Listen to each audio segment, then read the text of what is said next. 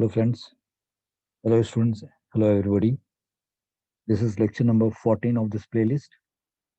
And this is lecture number 6 for electromagnetic induction. And we are going to advance our knowledge in this lecture. This is advancement of what we have already done. We are going to study LR circuit, means there will be an inductor and there will be a resistance. And we are going to talk about their combination in this lecture. So I will take you in the lecture and you'll be facing a very new concept. And I must recall you that आपने capacitor और resistance का combination जैसे पढ़ा था circuit में CR series circuit something like that inductor के साथ हम लोग पढ़ने जा रहे हैं so let me take you in lecture so what we are going to do today is like focus of this lecture is discussion on LR series circuit growth of current in LR series circuit decay of current in LR series circuit energy stored in inductor and magnetic field energy density की हम बात करेंगे अगर समय बचा तो हम लोग एक दो न्यूमेरिकल भी करेंगे so I have not taken in our list, but we'll see that if we get time, we'll be doing it.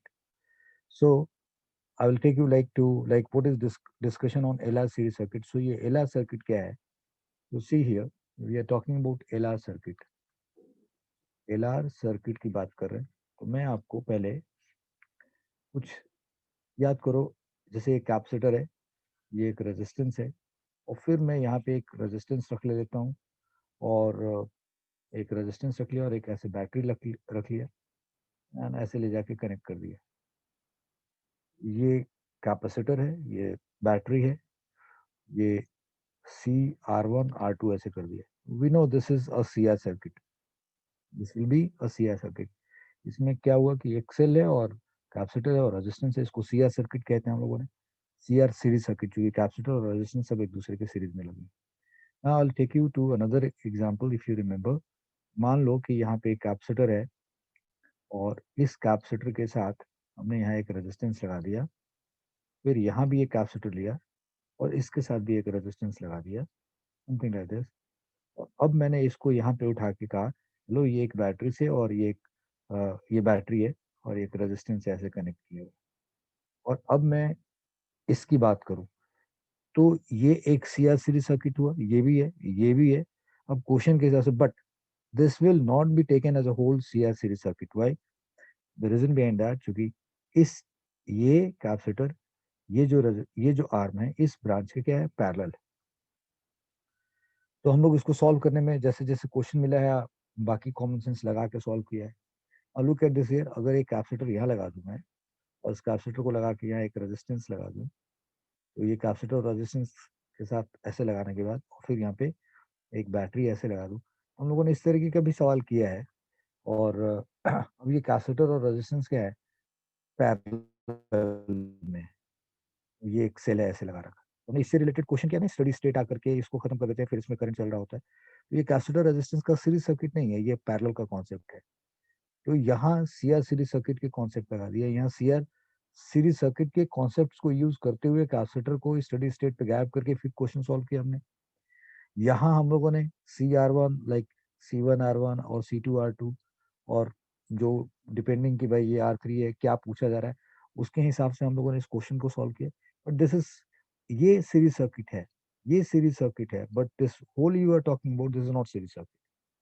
ये कैपेसिटर रेजिस्टेंस के बारे में बात करता है now what I am going to talk about is let's suppose there is a inductor यानी कि inductor की जब बात करेंगे तो ये जो सोलेनाइड होता है इसी को हम लोग आइडियल इंडक्टर कहते हैं that I have already taught you in magnetic effect of current ये एक इंडक्टर है और इस इंडक्टर के साथ मैं यहाँ पे एक रेजिस्टेंस ऐसे लगा दूं और फिर रेजिस्टेंस लगा के फिर मैं यहाँ कहूँ कि एक बैटरी लगा दिया और यहाँ एक रेजिस्टेंस लगा दिया समथिंग लाइक दिस ठीक है ये R1 ये वोल्टेज और ये एल इंडक्टेंस है इसका अब ये जो एल आर सर्किट हुआ दिस इज एल इंडक्टर और रेजिस्टेंस दोनों क्या है पैरेलल में we this is L R parallel circuit we are not going to talk about this but L R series circuit के कॉन्सेप्ट को समझने के बाद भी जैसे कि हमने सी आर सीरीज सर्किट के कॉन्सेप्ट को समझा और ऐसे क्वेश्चंस को हम लोग जहाँ जरूरत पड़ी वहां सॉल्व किया तो ठीक उसी तरीके से एल आर सीरीज सर्किट के कॉन्सेप्ट को समझने के बाद हम लोग ऐसे बात करेंगे तो ये एल आर सीरीज सर्किट क्या है भाई तो एक इंडक्टर लिया हमने यहाँ पे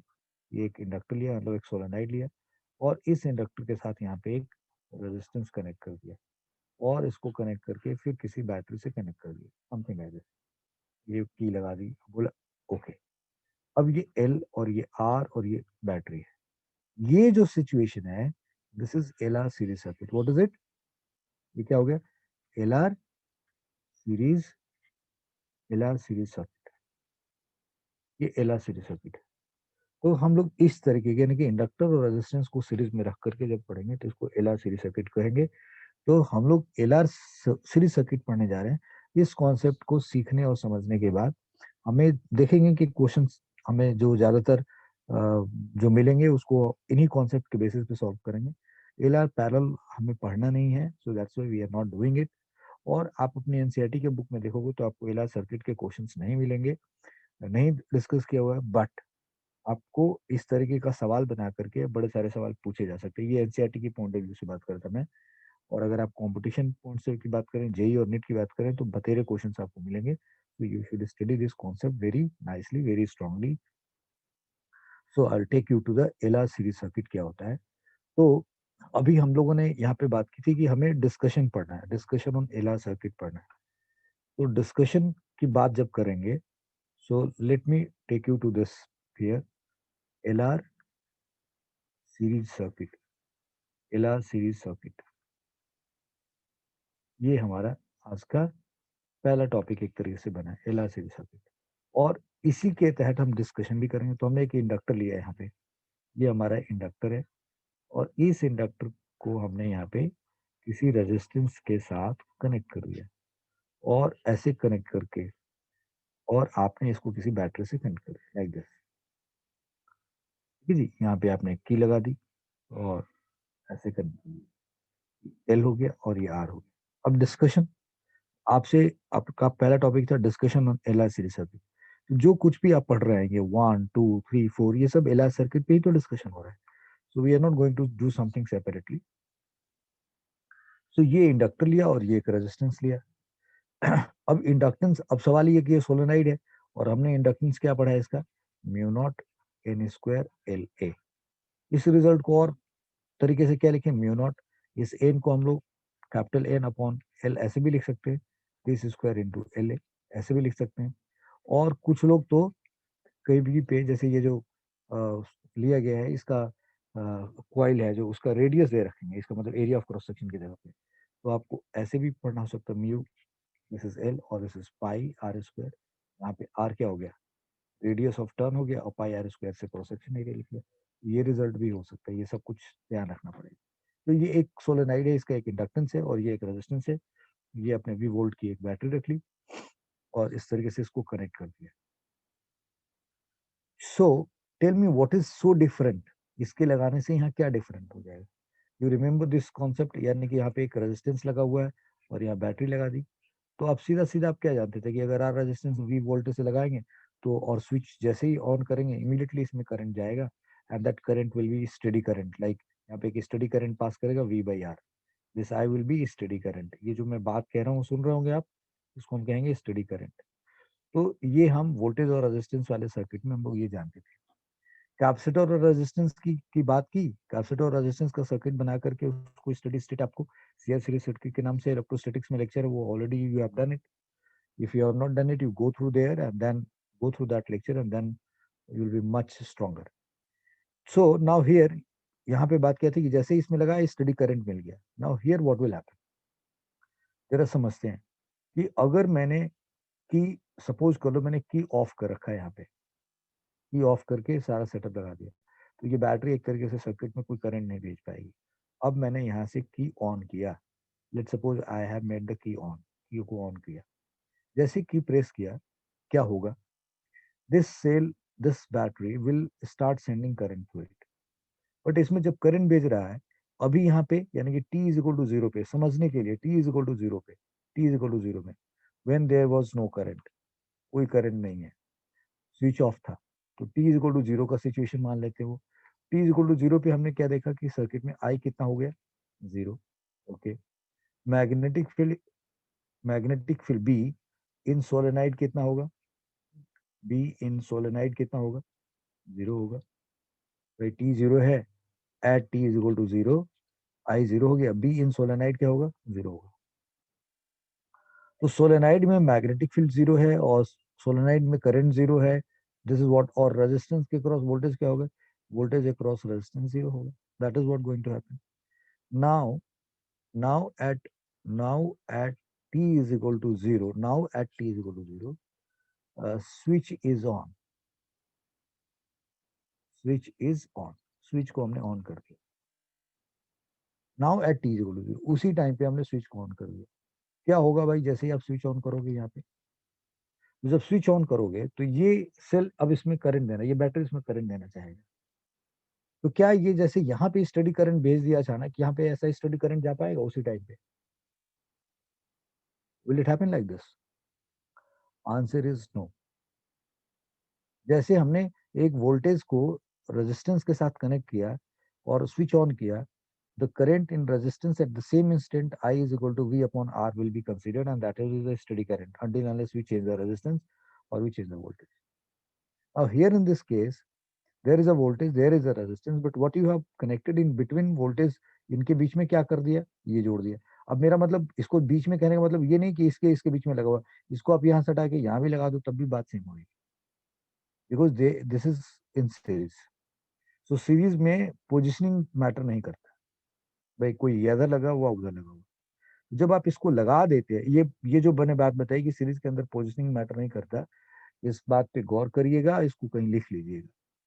so now what I said that, कि जब इस सोर्स से हमने सोर्स को लगाया तो होगा क्या, ये चाहेगा इसमें करंट भेजना, एज इफ जैसे ये इसके साथ जुड़ा हो, लेकिन जैसे ये करंट भेजना चाहेगा इसमें, अगर करंट भेजना चाहेगा तो यहाँ क्या होगा, मैग्नेटिक फील्ड जीरो था, अब यहाँ मैग्नेटिक फील्ड आएगा, मैग्नेटिक फील्ड एग्जिस्ट करेगा, करंट देना का मतलब मैग्नेटिक फील्ड एग्जिस्ट करेगा। Now look at, understand this what I'm saying. If there was no magnetic field, but the time it starts sending current, now there will be a magnetic field. So there was nothing and now there is something. This is something a big difference. समझ में आ रही बात, मैंने ये जो बात बताई है, यहाँ था नहीं और अब है, वो अलग बात है कि जो है उसकी like zero and 0.00001, this is approximately zero, but this zero से ये रिजल्ट क्या है, बहुत बड़ा है। This is zero, exactly nothing, but this is much much bigger than zero. I hope you got it my point. But अगर हम इस जीरो से इसको कंपेयर करें तो ये बहुत बड़ा है, बट अगर ऐसे देखें वन और टू के रिस्पेक्ट में तो this is almost zero.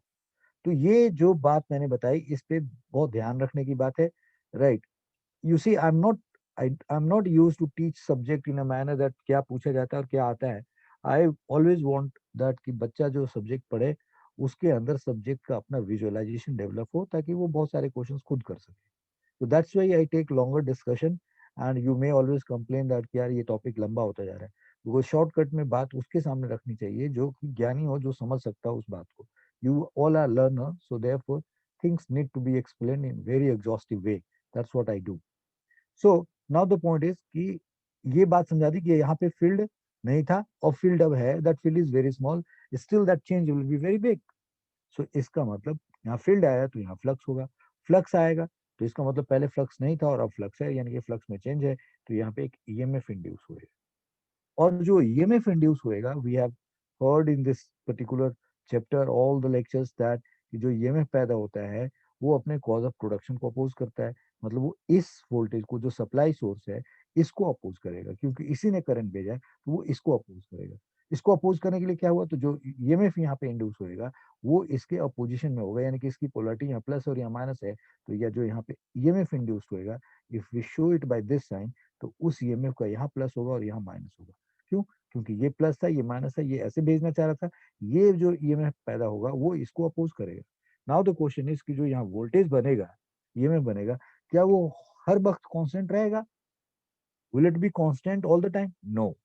Now listen it very carefully, कि जैसे ही आपने इसको कनेक्ट किया, इस यहाँ पे करंट जीरो था अब करंट है, यहाँ फील्ड जीरो था अब फील्ड है, वहां फ्लक्स जीरो था अब फ्लक्स है, तो this change has taken place in a very small time, and that d phi upon dt will be giving you this voltage।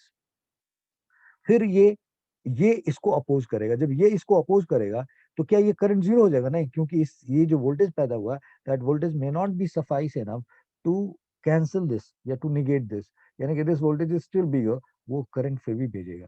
तो वो करंट भेजेगा, यानी कि there will be a growth in the current, there will be growth of current in the circuit. I hope you have heard till now.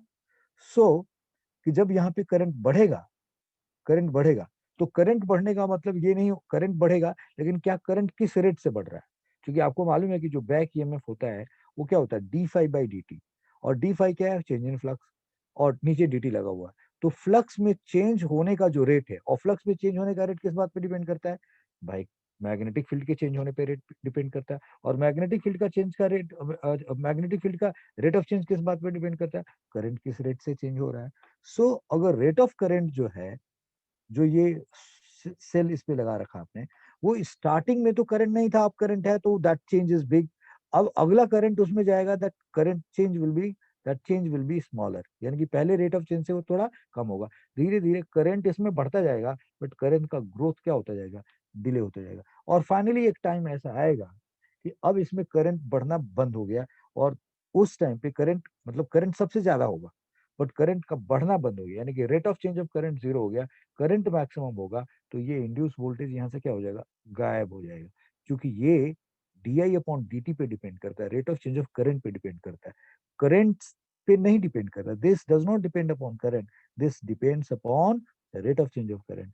तो यहाँ पे एक बड़ी बात होगी ना, this is proportional to D I upon D T, ये right, we cannot say that this is proportional to I, this is wrong statement and this is right, and this we can say that proportional to L, that's fine, वो तो उसका constant है। तो आपने L D I upon D t पढ़ा हुआ है, तो एल तो भाई इसका कांस्टेंट है, इसका करेक्टरिस्टिक्स है, यानी कि उसके नंबर ऑफ टर्न्स पे, उसके एरिया ऑफ क्रॉस सेक्शन पे, उसके लेंथ पे डिपेंड करता है। तो वो तो आपने पढ़ लिया, यानी कि this is D I upon D T, this is not proportional to I, this is D I upon D T के directly proportional. So I what I wanted to say, L R series circuit में जब L और are को जोड़ते हैं, battery के साथ connect करते हैं, ये करंट देना स्टार्ट करता है, यहाँ फील्ड आता है, यहाँ फ्लक्स होता है, यहाँ फ्लक्स में चेंज हुआ, that change is small, but zero के रिस्पेक्ट में देखा जाए that is very big, and that has taken place in a very small time. So starting में यहाँ पे इंड्यूस ईएमएफ जो बनेगा वो बहुत बड़ा बनेगा, और फिर भी वो दैट ईएमएफ इंड्यूस वो इसके बराबर नहीं होगा, और ये फिर भी बड़ा होगा। तो ये क्या करेगा, फिर करंट बढ़ाएगा। लेकिन अब जो करंट बढ़ेगा, उस करंट का चेंज जो होगा वो पहले से थोड़ा कम होगा, यानी कि ये जो वोल्टेज है, जितना पहले बैक ईएमएफ था वो उससे थोड़ा कम हो जाएगा। तो उससे थोड़ा कम हो जाएगा, तो ये फिर क्या करेगा, करंट थोड़ा और बढ़ाएगा। लेकिन फिर करंट का रेट ऑफ चेंज क्या होगा, और कम हो जाएगा। तो ये वोल्टेज धीरे धीरे क्या होता जाएगा, कम होता जाएगा। क्यों? क्योंकि rate of change of current क्या होता जाएगा, कम होता जा रहा है, लेकिन करंट क्या होता जा रहा है, बढ़ता जा रहा है। और फाइनली क्या हो जाएगा, rate of change of current zero हो जाएगा, करंट मैक्सिमम हो जाएगा, और ये ईएमएफ इंड्यूस यहाँ से गायब हो जाएगा। तो मैंने ये पूरी बात आपको समझा दी है, राइट। अब तो हम यहाँ पे इस एल सीरीज सर्किट में पहले क्या पढ़ेंगे, ग्रोथ ऑफ करंट पढ़ रहे हैं, we are going to study growth of current, that is what our topic is. तो मैं इस ग्रोथ ऑफ करंट को अगले पेज पे ले जाकर के और ये सर्किट फिर से बनाएंगे। यहाँ पे जो डिस्कशन हुआ ये आपने समझ लिया होगा मेरी बात। चलो मैं ग्रोथ ऑफ, यहाँ पे जो इंपॉर्टेंट बात है समझाने लायक, जो मैंने कहा है यहाँ जगह छोड़ देते हैं, और जब इक्वेशंस डिराइव कर लेंगे तो हम उस इक्वेशंस को दिखाने के बाद फिर वो इंपॉर्टेंट पॉइंट्स यहाँ पे नोट करेंगे। Let's see now here we are talking about growth of growth of current, growth of current की बात करें।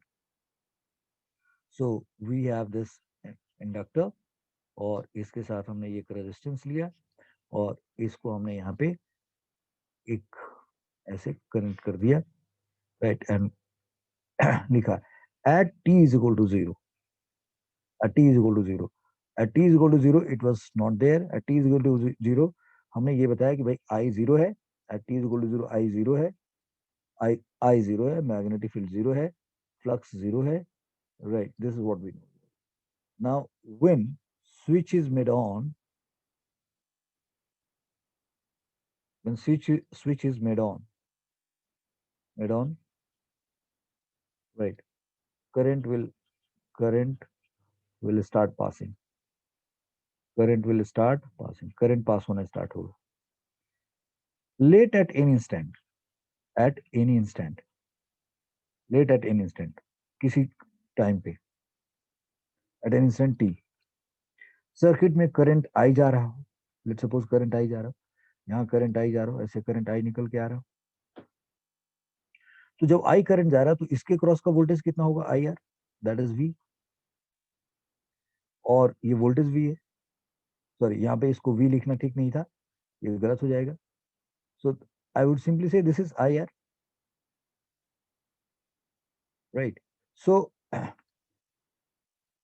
यानी कि इसमें जब v वोल्टेज है, यानी कि एट टाइम t करंट आई जा रहा है, तो इसके क्रॉस जो वोल्टेज होगा क्या होगा, आई आर होगा, v इसका वोल्टेज है।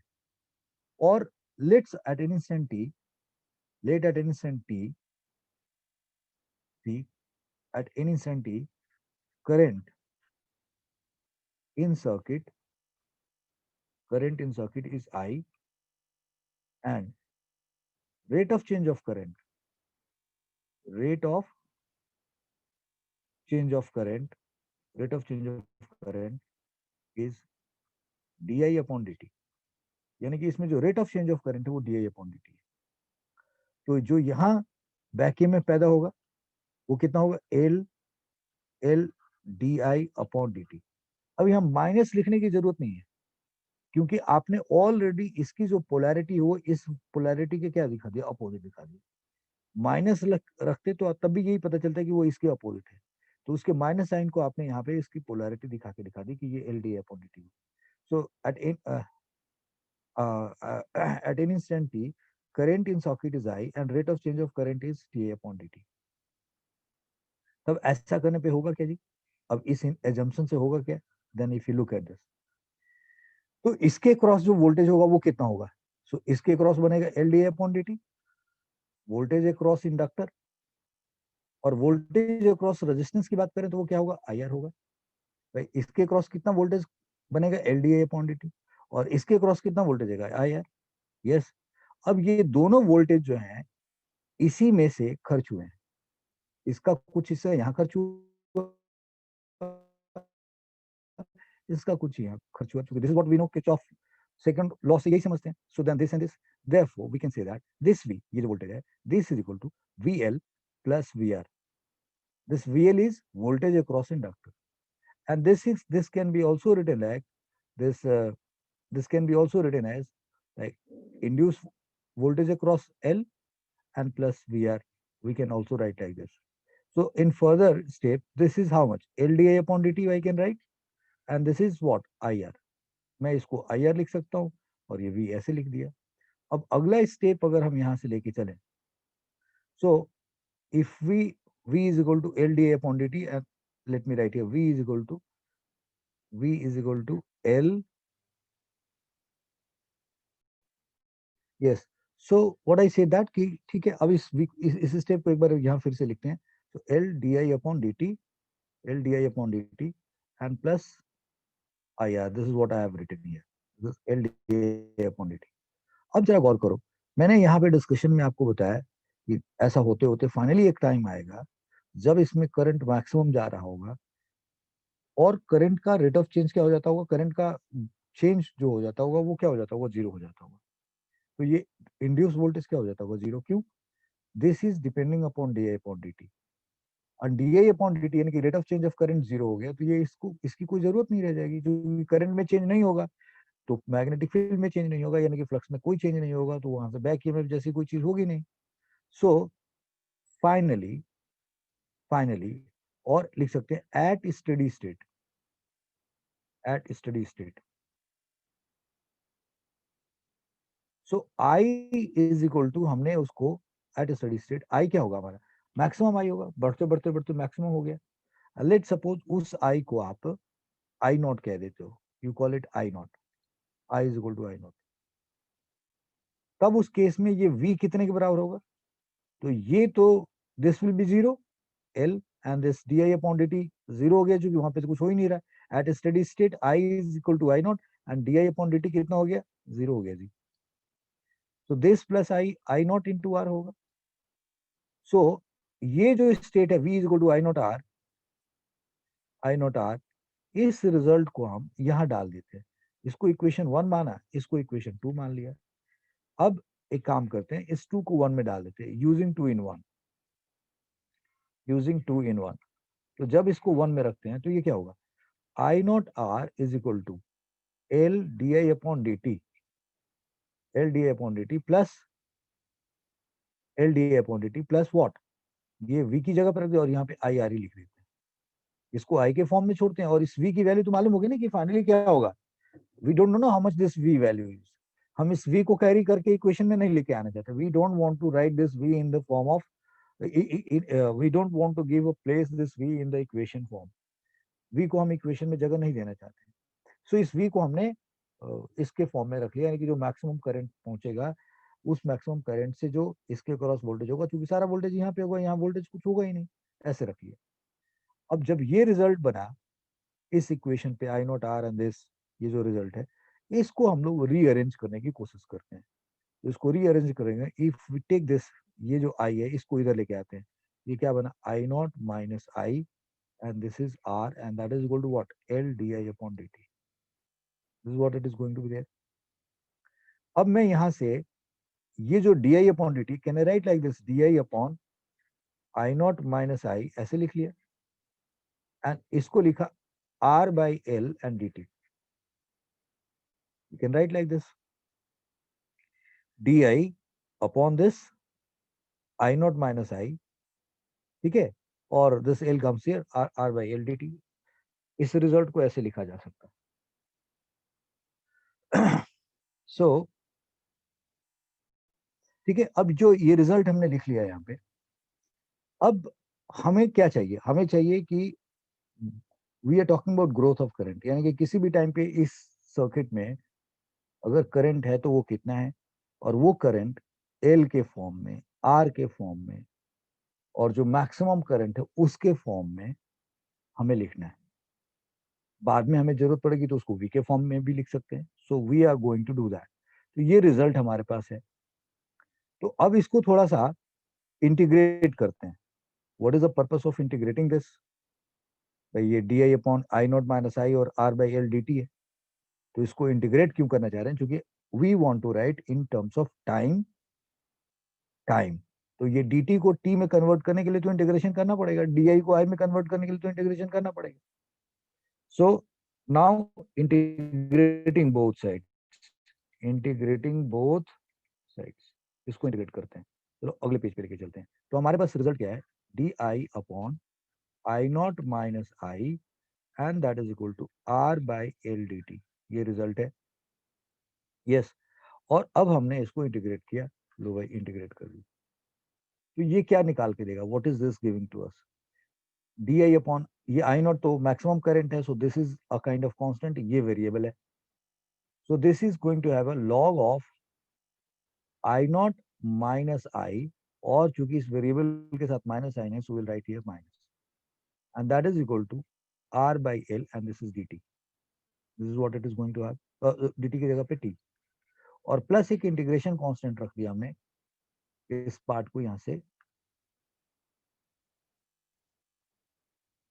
तो what I said that R by L and this is T, और यहाँ पे एक इंटीग्रेशन कांस्टेंट रख दिया क्या, सी, so minus log I naught minus I is equal to R by LT plus C. C is integration constant, where C is constant of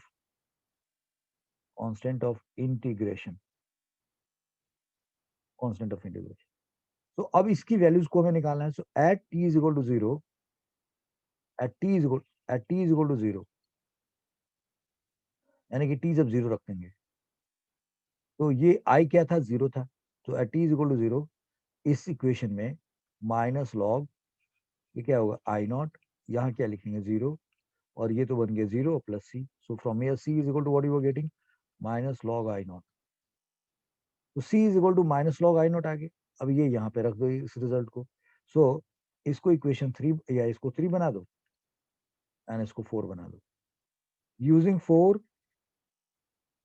इन 3, तो अब आपके पास ये क्या रिजल्ट आ गया भाई, so minus log of I not minus I is equal to R T by L and minus log of I naught, So now here,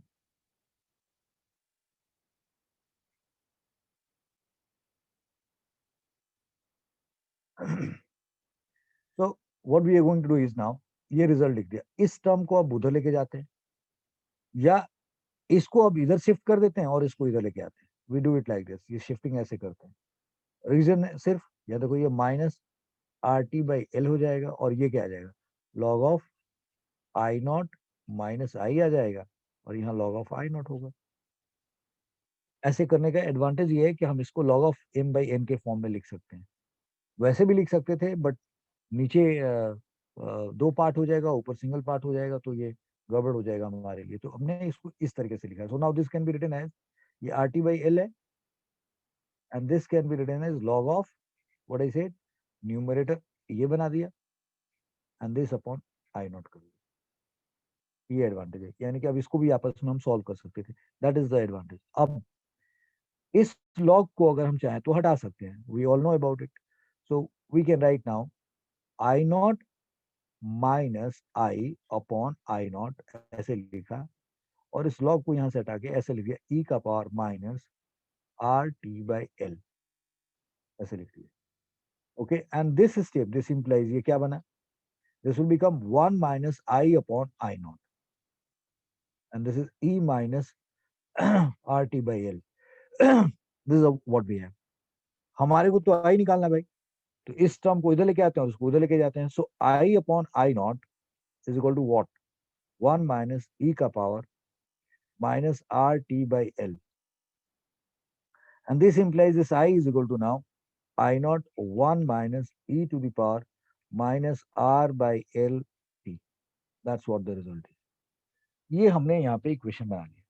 अब अगर आप देखें, यानी कि if I write it like this, I naught 1 minus e का power minus R by L T, something like this. ये ऐसे लिख दिया हमने जी. ये हमारा करंट का इक्वेशन हो गया.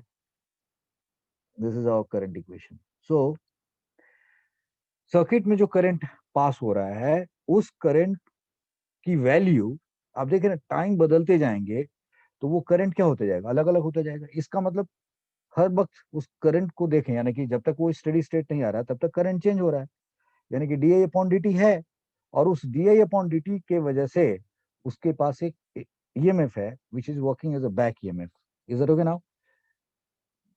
तो ये हमारा इक्वेशन ऑफ करंट है. This is current. Why we call it a growth of current? तो ग्रोथ ऑफ करंट क्यों? क्योंकि करंट की वैल्यू क्या होती जा रही है, बढ़ती जा रही है. But rate of change of current की बात करें, दैट इज डिक्रीजिंग. हम उसकी भी बात कर लेंगे. So now here I is equal to I not, ये रिजल्ट हमारे पास आ गया. So this is called equation of growth of current है. Equation of growth of current, ये equation of growth of current है. अगर हम इसकी बात करें, डी आई अपॉन डी टी की बात करें, if we are interested to find D I upon D T क्या होगा, so let's talk about this D I upon D T. So D I by D T करने जाओगे, यानी कि D by D T of, पहले क्या करना पड़ेगा आपको, I not minus I naught ई का power minus R by L T, इसको डिफरेंशिएट करना पड़ेगा. तो ये टर्म तो आई नॉट कांस्टेंट है, तो ये जीरो हो जाएगा, यानी कि ये क्या आएगा, minus I not D by D T of what, E का power minus R T by L का नंबर, ये आएगा आपके पास डी आई अपॉन डी टी. यानी कि अगले स्टेप में इसको और लेके जाएं, ये हमारे पास है D I upon D T, and that has come what, minus I naught T by D T of, minus I not D by D T of, इसको थोड़ा छोटा करें नहीं तो ये कंफ्यूजन पैदा करेगा, ये आपको 10 नजर आएगा. So this is I naught, and yes, so this is I naught, and this is d by dt of e का power minus r t by l. This is what we have. ये D आई upon D T है. तो इसको जब differentiate कर रहे हैं हम यहाँ पे, तो ये क्या बन के आएगा भाई, this D I upon D T is equal to now minus I not, और D by D T of E का power minus R by L T लिखा हुआ. अब यहाँ पे D by D T of, अब यहाँ चेन रूल लगा दीजिए आप, जस्ट अप्लाई चेन रूल. तो चेन रूल अप्लाई करेंगे तो ये क्या बनेगा, ई का power minus R T by L और फिर इनटू, यानी कि चेन रूल लगा रहे हैं आप, and then minus R T by L करेंगे, यानी कि ये आएगा माइनस आर बाई एल और D by D T of T, ऐसे आ गया। एक बार ऐसे लिख दिया भाई, यहाँ पे टी था, यहाँ पे पूरा ये वाला टर्म रख दिया माइनस दिस, तो ये रिजल्ट पूरा का पूरा ऐसे आ गया। और फिर D by D T of R, इसका डिफरेंशियल करेंगे तो आर बाई एल बाहर आ जाएगा, D by D T of T, यानी कि this will become one. You all guys knowing this, so minus I naught e का power minus R T by L L, and this is minus R by L, and this is, ये तो पूरा one हो गया, this will B one, तो ये minus minus plus, ये क्या आ गया I not R by L and E का power minus R T by L, this is your D I upon D T. If you look at this, ठीक है, जैसे टी जीरो रखोगे, at T is equal to zero, तो T zero करोगे तो ये पूरा क्या हो जाएगा, टर्म जीरो हो जाएगा, और डी आई अपॉन डी टी क्या होगा, I not R by L होगा। So this rate of change of current, we are going to get maximum where, I hope you got it now. Yes. अब अगर ये तुम्हारा डी आई upon D T है, ये D I, ये तुम्हारा D आई upon D T है। So current maximum कब होगा, तो इसके लिए आप डी डी करंट मैक्सिमम के लिए D I upon D T को जीरो रखना पड़ेगा, और डी आई अपॉन डी टी कब मैक्सिमम होगा, तो इसको डबल डिफरेंशिएट करके इक्वेशन लगाओ और फिर इसको जीरो रख दो, फिर वैसे निकाल लो।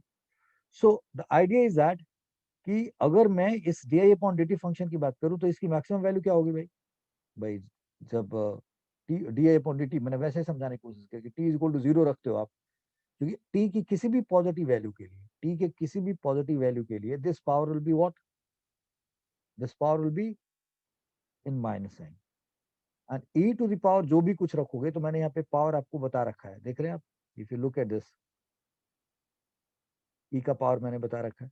तो अगर ये पावर बढ़ता भी जाएगा 1 2 3 4 5, ई का पावर -1 2 3 4 5, तो आप ये देख रहे हैं ये वैल्यूज क्या होती जा रही, घटती जा रही, ई का power -1 -2 -3 -4 -5 -6 -7, this value is decreasing और इंक्रीजिंग, दिस इज डिक्रीजिंग।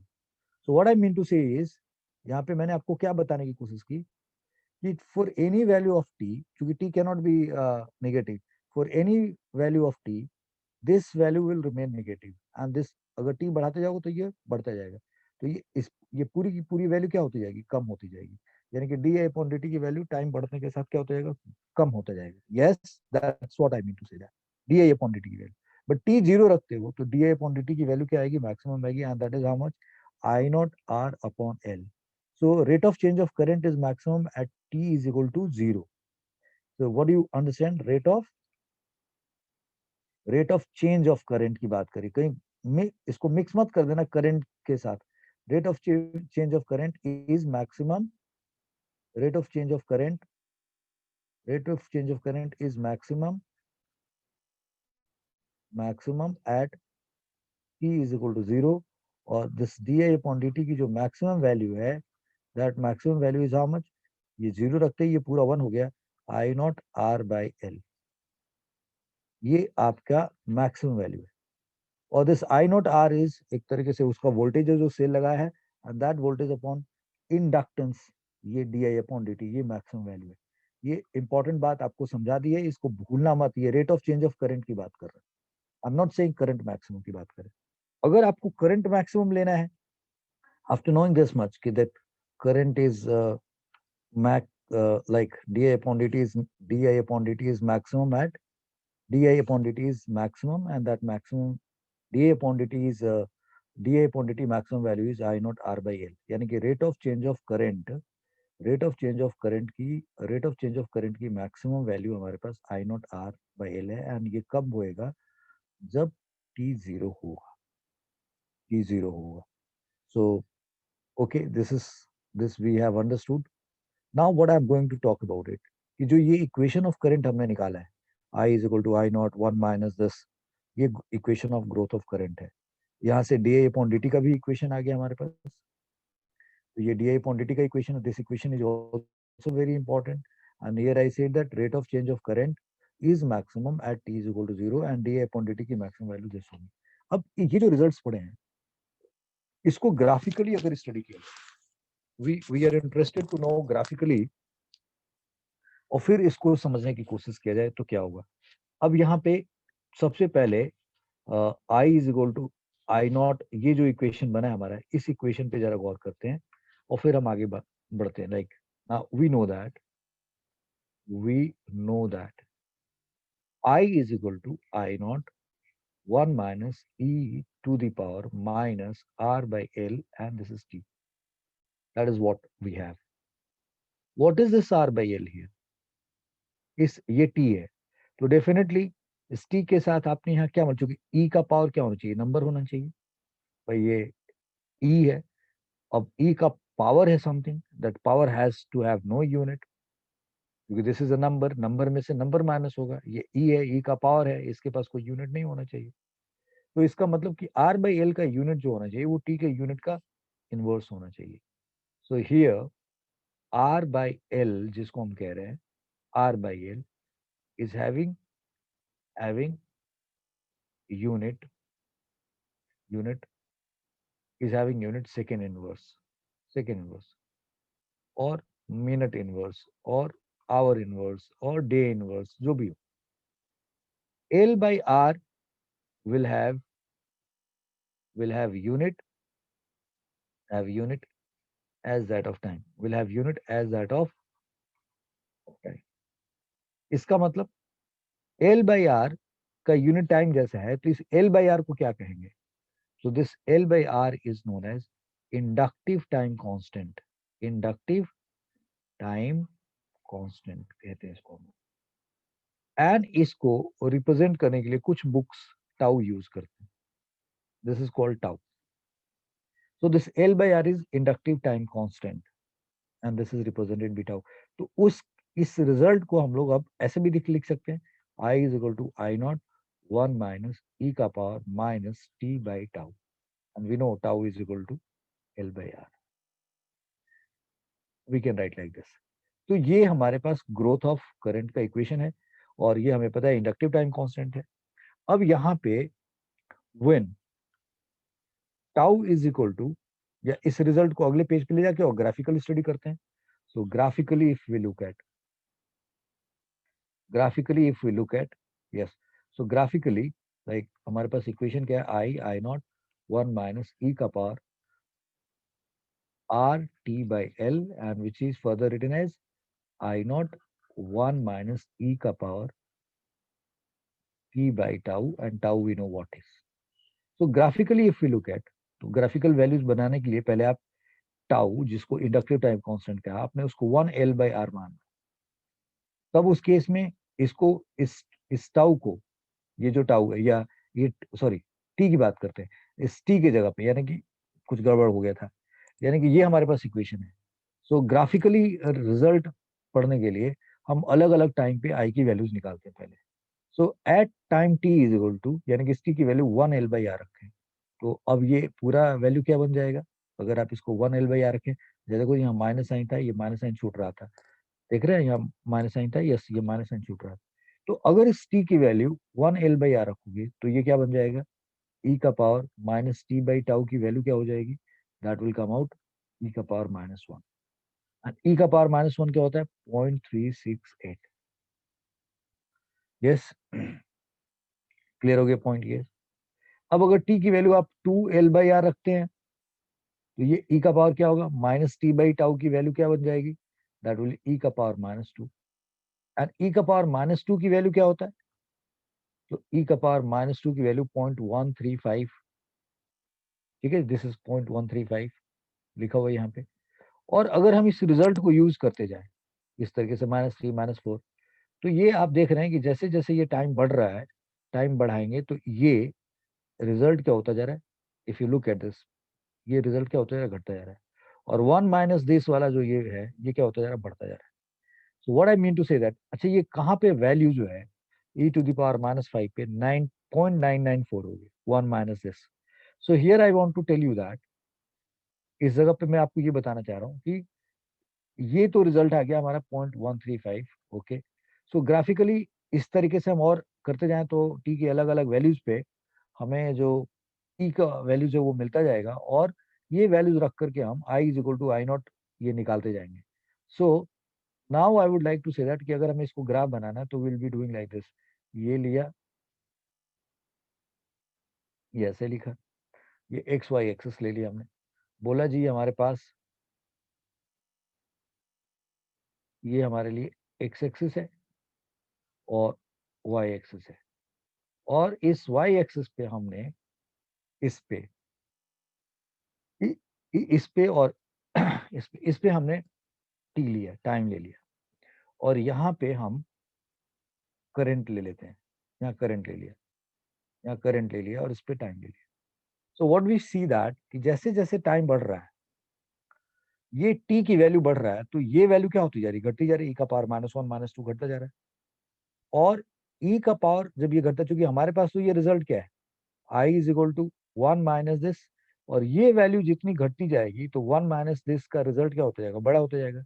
तो हमारे पास यानी कि यहाँ पे अगर आई निकालें, if I look for I, तो स्टार्टिंग में आई कितना है, 0.632 आई नॉट, और यहाँ पे आई कितना होगा हमारे पास, ये 0.135 है. So this is going to be the point, this is 5, 6 and 9, यानी कि 90.965 I naught. This is what it is going to be. मैंने गलत तो नहीं किया ना, दस, या ठीक है, 0.965 आई.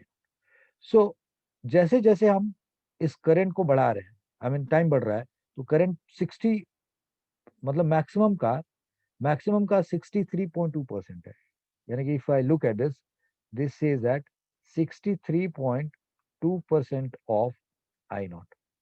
This is saying 96.5% of I not, right. तो जैसे जैसे टाइम बढ़ता जा रहा है, जो सर्किट में करंट है वो क्या होता जा रहा है, बढ़ता जा रहा है.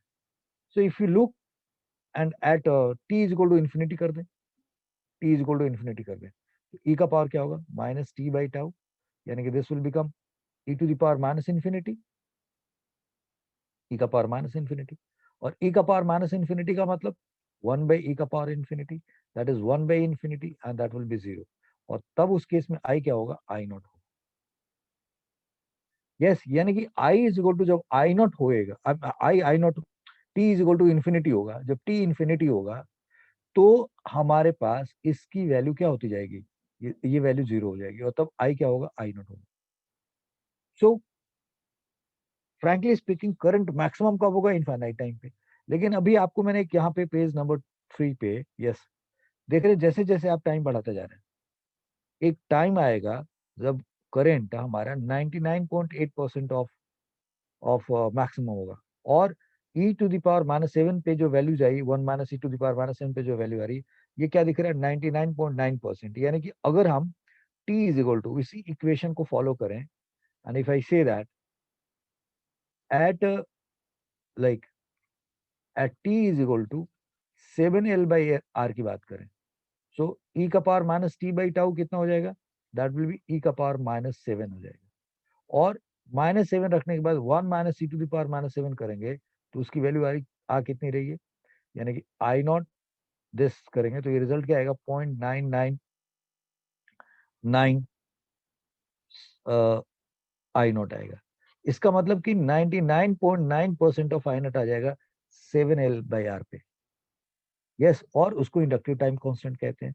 इसको निकालने का तरीका क्या करेंगे, किसी भी सर्किट में एल दे रखा होगा और जो आर दे रखा होगा, L/R करेंगे तो वो इंडक्टिव टाइम कांस्टेंट निकल के आ जाएगा. So here if you look at this, the current is in circuit is increasing, but that is not increasing in a very constant rate. 63.2 था, उससे 96 हुआ. It's a very big jump.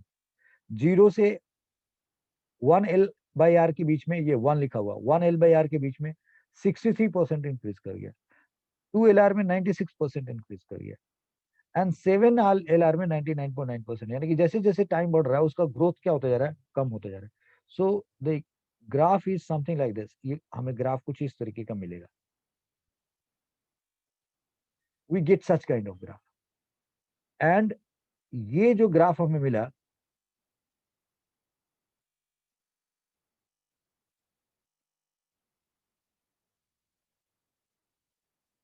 Something like this, तो इस तरीके का हमें graph मिलेगा.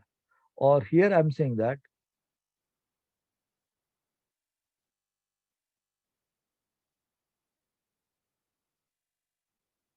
सो जैसे जैसे टाइम बढ़ाओगे इसमें करंट बढ़ता जाएगा. सो टी अगर आपने क्या रख लिया, 1 एल आर, 1 L/R रखा, यानी कि समथिंग लाइक दिस, यहाँ पे रखा टी की value 1 L, T is equal to 1 L/R का, तो आपको जो करंट मिल रहा है, the current which you are getting is 63.2% of maximum current, और you can say 0.632 and infinite time पे जाकर के, और या हम यहाँ कहते 7L/R कह दिया, राइट. इस जगह पे हमारा करंट कितना हो जा रहा है जी, 99.9% हो जा रहा है. 99.9% करंट हमें आई नोट का मिल रहा है, ये हमारा आई नोट है. सो कुछ मतलब आगे ये ऑलमोस्ट इस जगह पे हम मान लेंगे कि करंट हमारा मैक्सिमम हो गया, और ये इस डाटा के हिसाब से तो हमें लग रहा है कि करंट कभी भी क्या होगा, मैक्सिमम नहीं हो पाएगा, क्योंकि टाइम बढ़ाते जाओ तो थोड़ा थोड़ा करंट बढ़ेगा. लेकिन इसके बाद यानी कि 99.9% के बाद जो चेंजेस होगा, वो चेंजेस इतना स्मॉल होगा कि कोई डिवाइस जो लगा होगा करंट के ग्रोथ को मेजर करने के लिए, वो that small change can not be measure. So will assume कि T is equal to 6L/R और 5L/R पे, जहाँ पे 99.5% के करीब हमारा डाटा पहुंच जा रहा है. आप देख रहे हैं T is equal to 5L/R करें तो 99.4%, 99.8% हो जा रहा है 6 पे. इसके बाद करंट के चेंज को कोई मीटर ठीक से बता पाए उसके चांसेस बहुत कम है. तो हम ये मान के चलते हैं कि थोड़ी देर में ही हमारे को करंट क्या हो जाएगा, मैक्सिमम मिल जाएगा, और उसके बाद करंट एक तरीके से स्टडी रहेगा. That is what we are trying to get from here. And if you, ये करंट का टाइम के साथ ग्राफ है, और अगर आप इसका डी आई अपॉन डी टी करोगे, सो स्टार्टिंग में जो स्लोप होएगा टेंजेंट में रहेगा, उस टेंजेंट का स्लोप सबसे ज्यादा होगा, तो डी आई अपॉन डी टी कहाँ होगा, मैक्सिमम होगा यहाँ पे. उसके बाद D I upon D T किसी भी टाइम जगह पे अगर जाके टेंजेंट ड्रॉ करोगे, तो उसका स्लोप क्या होगा, घटता जाएगा. और जैसे जैसे करंट बढ़ता जाएगा यानी कि मैक्सिमम की तरफ होगा, वहां डी अपॉन डी टी क्या हो जाएगा, जीरो हो जाएगा. सो this is about growth of current के बारे में हमने सब कुछ पढ़ लिया. हमें D I upon D T का इक्वेशन भी मिल गया. ये डी अपॉन डी टी का इक्वेशन है. D upon D T maximum value क्या होगी, दैट वी ऑल्सो नो. और करंट का टाइम डिपेंडिंग इक्वेशन कैसे है. और अब जो मैं आपको यहाँ पे जगह छोड़ा था, जो मैंने बात बतानी थी कि भाई देखो, जब आपने यहाँ से क्या देखा कि जैसे जैसे टाइम इंक्रीज कर रहा है, करंट इंक्रीज कर रहा है, और डी आई अपॉन डी टी जो है वो क्या होता जा रहा है, डिक्रीज कर रहा है. D I upon D T decrease हो रहा है. Time increasing, I increasing, D I upon D T increasing. But this is happening up to what, till, I mean, I should say until current, until saturation current, saturation or steady current, until saturation or steady current is achieved.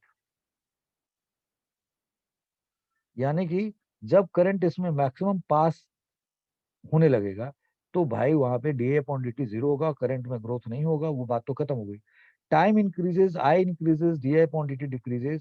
This is what been written. And at t is equal to 0, at t is equal to 0, t is equal to 0, right, I 0 है, I 0 है, और D आई upon D T क्या है, maximum है. D I upon D T maximum. That's what my point is. और इसीलिए मैंने यहाँ पे बताया कि देखो, अगर करंट जीरो था और अब करंट कुछ हो गया, तो फील्ड नहीं था और फील्ड है, तो इसका मतलब वो भले फील्ड बहुत बड़ा ना हो, तो फिर भी उस चेंज को हम मैक्सिमम मानेंगे, और वहाँ फ्लक्स चेंज बड़ा होगा, और वहाँ पे जो ईएमएफ पैदा होगा, वो जो बैक ईएमएफ होगा, वो सबसे ज्यादा होगा स्टार्टिंग में. तो ये आपके लिए करंट का इक्वेशन निकाला. अब अगर कोई बैक वोल्टेज निकालना चाहता है, लाइक बैक ईएमएफ निकालना चाहता है, तो जो ये करंट का D I upon D T निकाला, अब यहीं से वो क्या करे, इंड्यूस वोल्टेज का इक्वेशन लिखना चाहे, so L D I upon D T लिखेगा.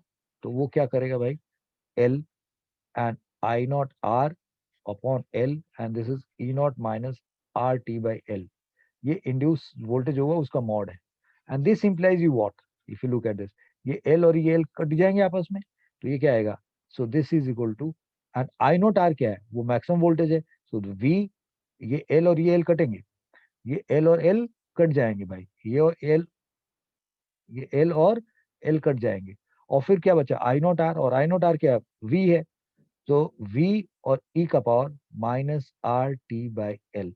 So what you get here, कि इंड्यूस वोल्टेज जो देख रहे हैं आप, यहाँ से दिख रहा है ना आपको साफ साफ, कि जैसे जैसे टाइम बढ़ेगा, हमें मालूम है ई का पावर ये नेगेटिव नंबर है, तो ये वैल्यूज टोटली तो क्या होती जाएगी, घटती जाएगी। यानी कि इंड्यूस वोल्टेज स्टार्टिंग में सबसे ज्यादा होगा और टाइम के साथ इंड्यूस वोल्टेज घटता जाएगा। तो ये इक्वेशन फॉर इंड्यूस्ड वोल्टेज है, इक्वेशन फॉर इंड्यूस्ड वोल्टेज है। तो ये आपको ध्यान रखना पड़ेगा। V E naught minus R T by R, this is induce voltage है। सो इस तरीके से हमने ग्रोथ ऑफ करंट को बड़े आसानी से समझ लिया और प्रोसेस भी समझ लिया कि जैसे जैसे करंट बढ़ता है इंड्यूस वोल्टेज कम होता जाता है और स्टार्टिंग में ज्यादा होता है, और जब करंट बहुत ज्यादा हो जाता है यानी कि अपने पीक के पास पहुंच जाता है, तो उस टाइम पे इंड्यूस वोल्टेज जीरो हो जाता है। तो इंड्यूस वोल्टेज जीरो होने पे इसका मतलब कि एक टाइम आएगा ये जीरो हो जाएगा, और तब ये जीरो हो जाएगा यानी कि this will behave what, as a conductor having no resistance. क्योंकि अब यहाँ रह करके भी ये कोई अपोजिशन पैदा नहीं कर रहा है। यस, तब एक तरीके से ये इसका होना या ना होना वोल्टेज के नजरिए से कोई फायदा नहीं पहुंचा पाया। तब उस सर्किट में जो करंट पास होगा वो क्या होगा, V is equal to I R. So अगर मैं आपसे एक छोटा सा, ये जो बात सीखी हमने, यहाँ पे एक इंडक्टर रखा, ये एक रेजिस्टेंस लगाया, और इसको बोला ये 10 हेनरी है और ये 20 ओम है, और यहाँ पे एक 50 वोल्ट लगा दिया, और 50 वोल्ट लगा के मैंने पूछा आपसे, ऐसे पूछा कि भाई आई मैक्सिमम क्या होगा इस सर्किट में, find I max, find I maximum. तो आई मैक्सिमम मतलब मैक्सिमम करंट की बात हो रही है। तो जब मैक्सिमम करंट की बात हो रही है तो यहाँ पे यानी कि फाइंड आई मैक्सिमम और आई स्टडी, इसमें स्टडी करंट क्या होगा। तो आई मैक्सिमम की बात करें और ये 50 है, तो यह क्या होगा 50/20 या 50/20, यही होगा जी, इतना एम्पियर। वाई सो, क्योंकि ये किसी काम नहीं आएगा। सो आपने देखा कि in case of L R series circuit growth की जब बात हो रही है, so this is behaving as a what. तो एट नोट करके ये आप जो सीखना है, ये सब क्वेश्चन है बेटा, at steady state, at steady state inductor offer offer no opposition, no opposition. At steady state inductor offer no opposition it, right, it will behave, it will behave as wire having no resistance, no resistance and no inductance, no inductance। मतलब एक wire समझ लो जिसके पास ना inductance है ना resistance है। This is what the point is, कि ये स्टडी स्टेट पे inductor offers no opposition, this means it will behave as wire having no resistance and no inductance. This is what going to happen. So इस बात को ध्यान रखते हुए आपको बहुत सारे क्वेश्चंस करने होंगे, आपको बहुत सारे इक्वेशंस यहाँ पे बता दिए गए। मैं चाहूंगा कि आप इस ग्राफ की खासियत पे भी ध्यान रखेंगे, स्लोप के बारे में भी बता दिया गया, वोल्टेज का इक्वेशन भी बता दिया गया, करंट की ग्रोथ का इक्वेशन भी बता दिया गया, डी अपॉन डी टी का भी इक्वेशन बता दिया गया। इन सारी बातों को आपको ध्यान रखना है। अब हम डीके ऑफ करंट की बात करेंगे, will talk about decay of current, right. So अच्छा, एक छोटा सा क्वेश्चन डीके ऑफ करंट पे जाने के पहले एक छोटा सा क्वेश्चन यहाँ पे दिखा देते हैं। लेट सपोज कि मैंने यही सवाल लिया कि ये 10 हेनरी का सवाल है, और ऐसे रख के और इसको 20 ओम कर दिया, ये 10 हेनरी हो गया और ये 20 ओम कर दिया मैंने, और इसके साथ मैंने एक 50 वोल्ट की बैटरी लगानी थी, लगा दिया ऐसे। अब मैं पूछ रहा हूं find after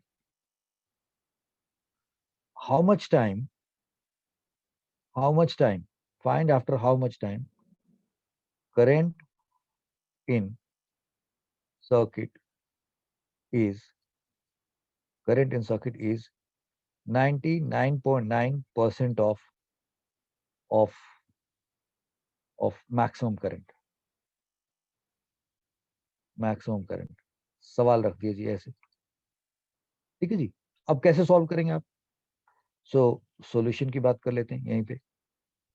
so we know equation of growth की आई नॉट 1 माइनस ई का power minus T by tau, that's what we know, और ये हमारा मैक्सिमम करंट है।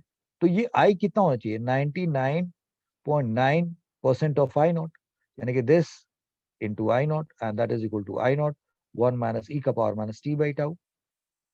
अब आई नॉट कैंसिल हो जाएगा और ये 99.9% ऑफ, तो ये ऐसे लिख दिया।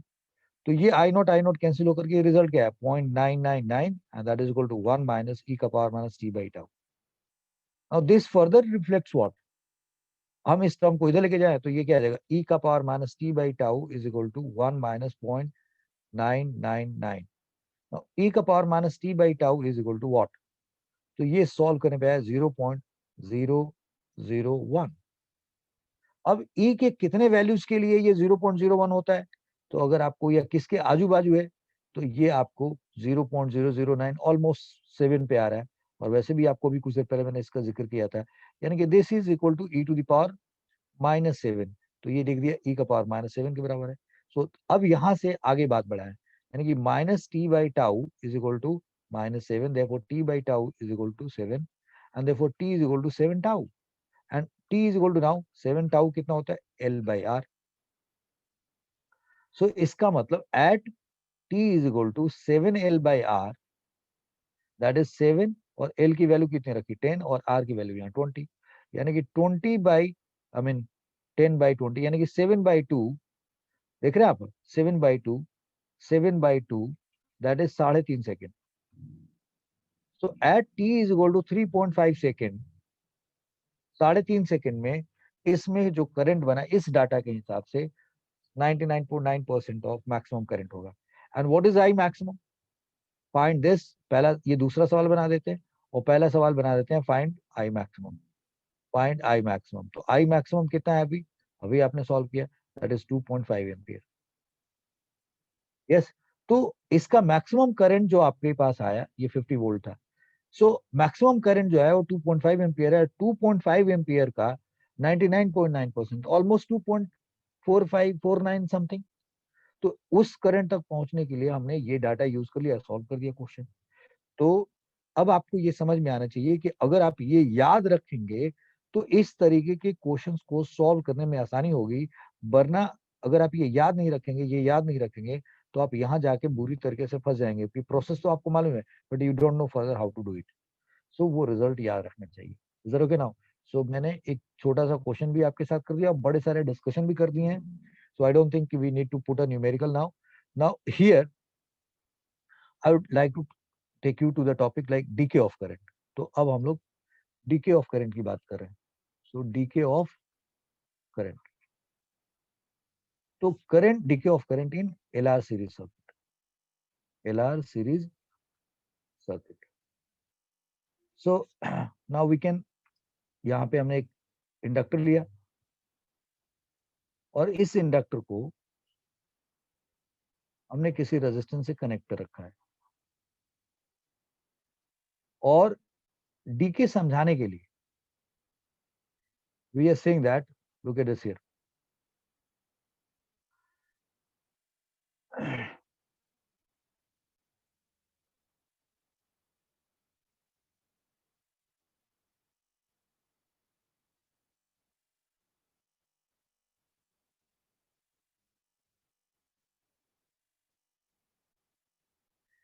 Like this. हमने ये बोला कि ये हमारे लिए 1 2 टर्मिनल है, एक 1 टर्मिनल है, एक 2 टर्मिनल है, और ये 3 है। ठीक है, तो सपोज कर लो, यानी कि स्टार्टिंग में डीके करने के पहले आप इसमें तो करंट भेज रहे होंगे, क्योंकि अगर आपने पहले से इसमें कोई करंट नहीं भेजा, डीके ऑफ करंट की बात क्या करेंगे, जब करंट होगा तब ना डीके ऑफ करंट की बात करेंगे। So to have decay of current you need to send current first. So before before study of decay, before study of decay, before study of decay, before study of decay, before study of decay, cell was, I mean, source was supplying current, source was supplying steady current in circuit, in circuit, in circuit.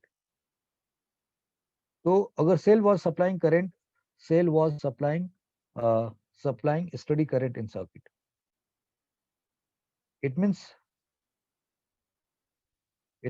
2 and 3 was connected.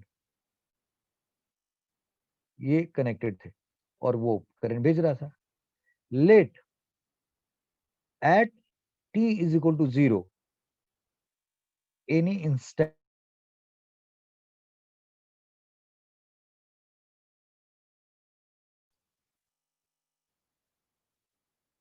so let t is equal to at t is equal to 0 कोई instant को हमने मान लिया. Let at t is equal to 0 any instant 2 and 3 disconnected and 1 and 3 connected. 1 और 3 को connect कर दिया. तो इसमें तो कितना करंट जा रहा था, स्टडी स्टेट था पहले उसके, तो इसमें करंट क्या था, तो करंट इसमें पास हो रहा था इसके वजह से, that was I naught current था इसमें. How much current was there before we dissociated and connected 1 and 3, how much current was there, I naught current था. और क्या डायरेक्शन ऑफ करंट था, इस तरीके से. ये जो डिस्कशन हो रहा है इसको समझिएगा बेटा, बहुत अच्छा रहेगा. बहुत सारे ऑब्जेक्टिव क्वेश्चन, छोटे छोटे सवाल बनाए जाएंगे, and that will good enough to test your knowledge. And आपको लगेगा कि ये तो हमें पढ़ाया नहीं गया था. We are covering this all type of things through various topics. So 2 and 3 disconnected and 1 3 connected. तो जैसे ही 2 3 को डिस्कनेक्ट किया, 1 और 3 को कनेक्ट कर दिया, तो उसमें करंट पहले कैसे जा रहा था, ये डायरेक्शन ऑफ करंट था, दैट वाज आई नॉट. ये डायरेक्शन ऑफ करंट है, इसमें आई नॉट करंट जा रहा था. Look, I am not putting here arrow. ठीक है जी, चलो मैं अब इसमें एरो डाल देते हैं, एरो लगा देते हैं. तो इसमें ये करंट जा रहा था, आई नॉट करंट जा रहा था. तो जैसे ही आपने 1 3 को कनेक्ट किया, तो आपको क्या लग रहा है कि जो इसमें आई नॉट करंट जा रहा था वो सडनली क्या हो जाएगा, जीरो. या आप सोर्स नहीं है तो करंट जीरो हो जाए. आपने नोटिस किया कि जब हम ग्रोथ पढ़ने जा रहे थे, तो इस इंडक्टर ने, जैसे ही आपने इसके स्विच को ऑन किया, इसमें करंट उसी टाइम पे सैचुरेशन करंट नहीं बन पाया, मैक्सिमम करंट नहीं हो पाया. करंट को टाइम लगा इसमें बढ़ने में. यानी कि this has done what, this has delayed the growth of current. यानी कि करंट को उसमें मैक्सिमम होने के लिए, सैचुरेशन तक पहुंचने के लिए, इस इंडक्टर ने उसको डिले कर दिया. डिले टैक्टिस का काम किया, डिले का काम किया, ऑपोजिशन ऑफर किया. और बड़ी बात यह है कि इसके पास कोई रेजिस्टेंस नहीं था. बहुत ध्यान से देखना इस बात को, ये जो माइन्यूट बात हो रही है, इसके पास कोई रेजिस्टेंस नहीं था, रेजिस्टेंस यहाँ है. तो इस डिले करने से यहाँ पे एनर्जी का कोई नुकसान हुआ क्या, is there any loss of energy? क्योंकि हम लोग तो हीट डिसिपेटेड पढ़ते थे, यहाँ तो कोई रेजिस्टेंस है नहीं, यहाँ तो हीट डिसिपेटेड हुआ नहीं. ये बात भी हम लोग करेंगे आज के लास्ट लेक्चर में. सो आई सेड दैट कि देखो, स्टार्टिंग में करंट को उसने ग्रो करने में डिले करा दिया, कुछ टाइम लगा जी. हमने देखा 7L/R टाइम पे 99.9% ऑफ मैक्सिमम करंट हो पा रहा है, सैचुरेशन तक पहुंच रहा है. This is what we know. So the idea is कि ऑलमोस्ट उसने 7L/R टाइम तक करंट को डिले कर दिया. और अभी मैंने एक क्वेश्चन दिया जिसमें आपको 3.5 सेकंड मैंने निकाल के दिखाया कि 3.5 सेकंड में ऑलमोस्ट वो 2.5 एम्पियर के पास पहुंचेगा. 2.5 के 99.9% निकालोगे, 2.4 समथिंग कुछ निकल के आएगा. यानी कि वहां पे जाकर के आपको उस करंट के मैक्सिमम, यानी कि 3.5 सेकंड तक करंट उसमें डिलेड हो गया सेचुरेशन तक पहुंचने के लिए, with this given data. I hope you understand this. Now the similar situation we are talking about, कि अगर 1 और 3 को कनेक्ट कर दिया, यहाँ पे 2 3 को डिस्कनेक्ट किया, तो क्या इसमें जो जाने वाला करंट था आई, क्या उसी टाइम पे जीरो हो जाएगा? Answer is no, it will not become zero at the same time. इसका मतलब करंट को इसमें जीरो होने के लिए टाइम लगेगा. एंड कौन डिले करा रहा है? ये इंडक्टर करंट के डीके को भी क्या करेगा, अपोज करेगा. करंट बढ़ रहा था तो इसको परेशानी थी, करंट मैक्सिमम हो गया और स्टडी हो गया इसने अपोजिशन खत्म कर दिया, चेंज नहीं हो रहा था, बंद कर दिया। अब यहाँ करंट मैक्सिमम था और आपने अचानक करंट सोर्स हटा दिया, तो इस करंट को घटना पड़ेगा। तो करंट को घटने से भी ये क्या कर रहा है, रोक रहा है। This is opposing. मैं आपको बताना चाहूंगा कि हमारे घरों में जितने भी इलेक्ट्रॉनिक सर्किट होते हैं, जो रेफ्रिजरेटर है या टेलीविजन है, इन सब में इंडक्टर और मिला के एक कॉइल लगा हुआ होता है कि अगर पावर चला भी जाता है तो वो सडनली उस डिवाइसेस में जाने वाले करंट को जीरो नहीं करता है, उसको करंट को धीरे धीरे जीरो करता है। और अगर सडनली स्विच ऑन करते हैं तो करंट को भाई इमीडिएटली सूट करने नहीं देता है, उसमें टाइम लगाता है, डिले करके धीरे धीरे करता है, क्योंकि जो डिवाइसेस हैं वो करंट को धीरे धीरे धीरे उसको उसके इम्पैक्ट को बर्दाश्त करने लायक हो, और करंट हटे तो उसके इम्पैक्ट को धीरे धीरे रिड्यूस होने देता है, ताकि चीजें कंट्रोल हो सके। So here I said that कि ठीक है, 2 and 3 disconnected and 1 and 3 connected. So at t is equal to zero, at t is equal to zero पे करंट कितना था, I is equal to I naught मानेंगे। यानी कि जैसे कनेक्ट कर दिया तो t इज इक्वल टू जीरो से सर्किट में करंट कितना, I is equal to I naught मानेंगे।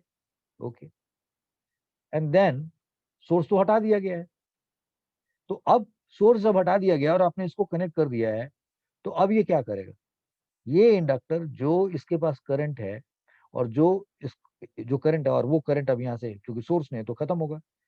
तो ये इसके पास ना, जब हम इंडक्टर को चार्ज कर रहे थे, आई मीन ग्रोथ कर रहा था करंट, तो यहाँ पे जब करंट आई नॉट था तो यहाँ मैग्नेटिक फील्ड था ना। तो जब आई नॉट करंट पास हो रहा होगा तो यहाँ पे मैग्नेटिक फील्ड होगा, और मैग्नेटिक फील्ड होगा तो यहाँ मैग्नेटिक एनर्जी भी होगी। और आपने सोर्स हटा दिया, तो अब वो जो मैग्नेटिक फील्ड के फॉर्म में जो मैग्नेटिक एनर्जी जो मैग्नेटिक फील्ड के फॉर्म में वहां पे है, वो एनर्जी क्या करेगी, वो एनर्जी इस सर्किट को कुछ देर तक संभालेगी अपने दम पे, और वो एनर्जी इस सर्किट में करंट पास करेगी for certain time. Got my point? So I said that the time you remove this electric source, the saturation current will no more exist, and the current will start decreasing from saturation current value.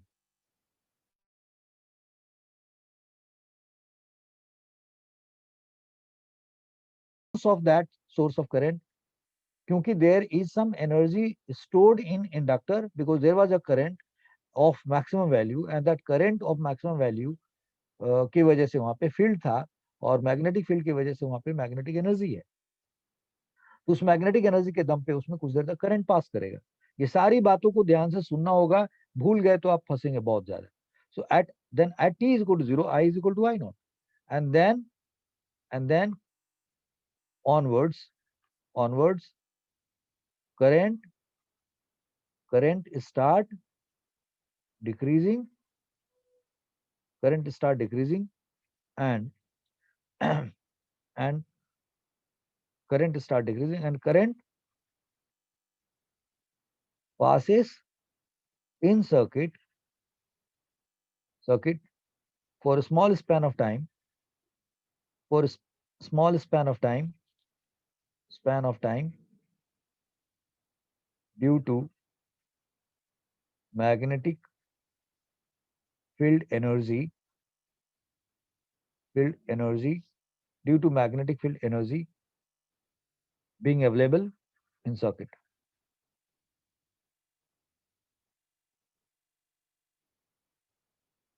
So what I mean to say that, then onwards current start decreasing, and current passes in circuit for a small span of time due to magnetic field energy being available in circuit. Current passes in circuit for a small span of time, and its existence existence is, यानी कि current का existence is due to magnetic field energy being available in circuit. ठीक है, ये बात मैंने यहाँ पे लिखवा दी। Now here what I am saying is कि ओके, अब सपोज करो वो डिके कर रहा है, so during decay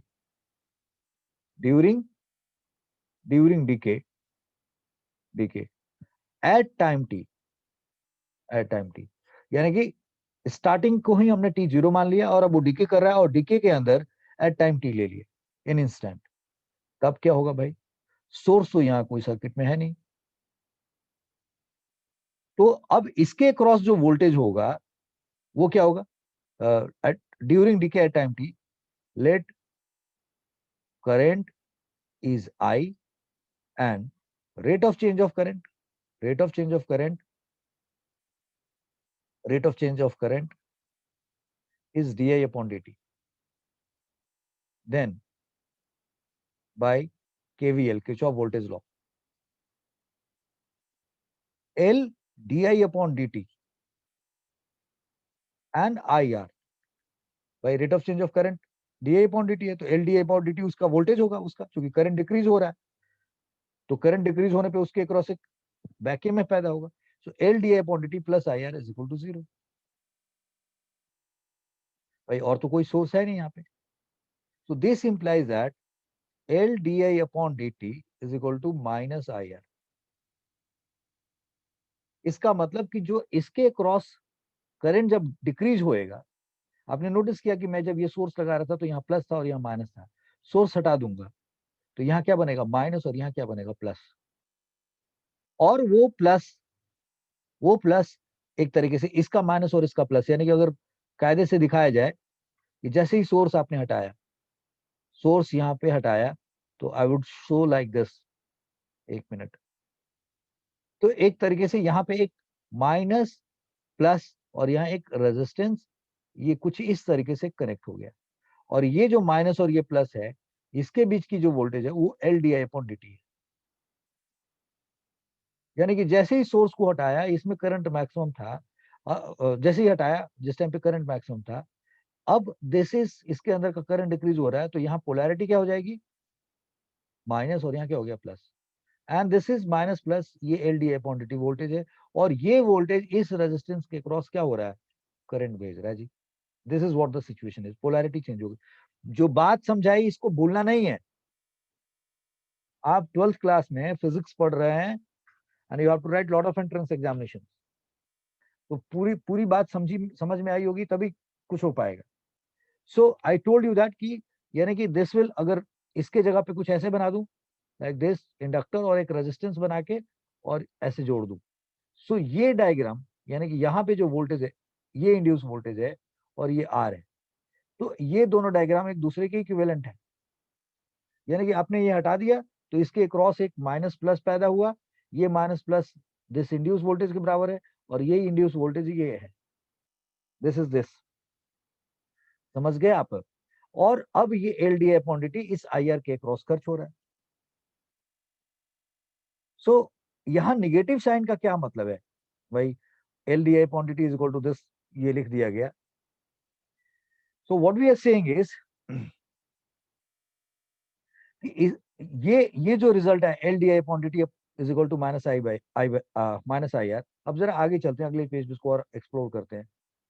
so now from here we can write, या यहाँ पे अगर देखें तो हम इसको डी आई बाई आई लिख सकते हैं, और इसको क्या लिख सकते हैं, minus R by L T लिख सकते हैं. This is D I by I and this is equal to minus R by L T. और यहाँ पे जो माइनस साइन है, ये माइनस साइन क्या बता रहा है कि इसके वोल्टेज के अगेंस्ट, इसके वोल्टेज के अगेंस्ट यहाँ पे एनर्जी खर्च हो रहा है. सो दिस, इसके क्रॉस जो वोल्टेज पैदा होगा वो इसके वोल्टेज के अपोजिट पैदा होगा. That is the meaning of here. यानी कि भाई ये सोर्स बन जाएगा और ये कंज्यूमर बन जाएगा, तो ऑब्वियसली ऐसा ही होगा. जैसे हम लोग पढ़ते थे कि कोई रेजिस्टेंस है और इसके क्रॉस बैटरी लगा दिया, तो यहाँ प्लस और यहाँ माइनस है, जब करंट जाता था तो यहाँ प्लस और माइनस बन जाता था. इसके ये वाला वोल्टेज इस वोल्टेज के अगेंस्ट होगा, तभी इसमें करंट क्या हो जाएगा, यानी कि इसके क्रॉस का वोल्टेज इस वोल्टेज के अगेंस्ट काम करेगा ऑब्वियसली. यानी कि इसका वोल्टेज यहाँ कंज्यूम होता था, आप एक सेल लगा के इसमें करंट भेजते थे और यहाँ टर्मिनल ए और टर्मिनल बी बना देते थे, तो बोलते थे ए टर्मिनल का वोल्टेज और बी का कितना डिफरेंस होगा, तो ये प्लस था तो यहाँ प्लस, यहाँ माइनस है तो माइनस, इसका पोटेंशियल डिफरेंस लिखते थे ना भाई. That's what the point is. यहाँ पे क्या हुआ कि ये माइनस है प्लस है, तो ये प्लस और ये माइनस, यानी कि इसके अपोजिशन में काम कर रहा है. That's what the point is. So D I upon I is equal to minus R by L T हो गया. अब इसको अगले पेज पे ले जाएं और इंटीग्रेटिंग बोथ साइड्स करें, तो ये क्या आएगा जी, D I upon I and that is minus R by L T D T. अरे ये डी टी था ना यहाँ पे, yes, D I by I and this is D T है, सॉरी. सो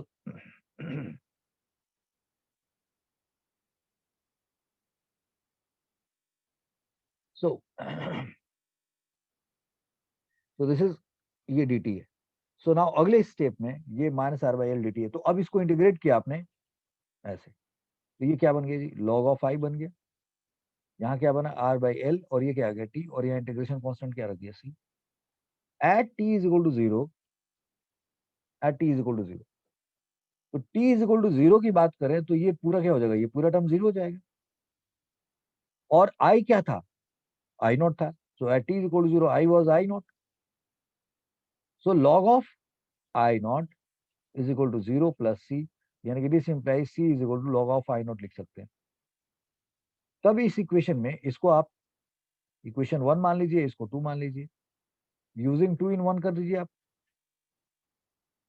तो अब ये रिजल्ट क्या बन गया हमारे पास, log of I is equal to minus R by L T and plus log of I naught. अब यहां से log of I minus log of I naught and that is equal to minus R by L T, ऐसे लिख दिया. ठीक है जी. So so what I mean to say is now कि ये रिजल्ट हमारे पास ऐसे आ गया. अब इसको log of I upon I naught भी लिख सकते हैं, और इसको minus R by L T भी लिख सकते हैं.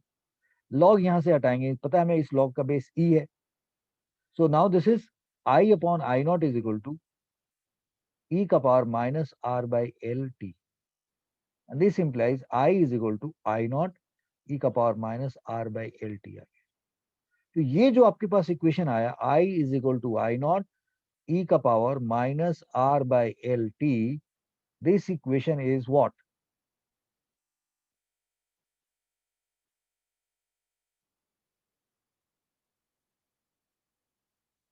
This equation is what. So I is equal to I naught E to the power minus R by L T, ये क्या हो सकता है, ये हमारा equation of decay of current है.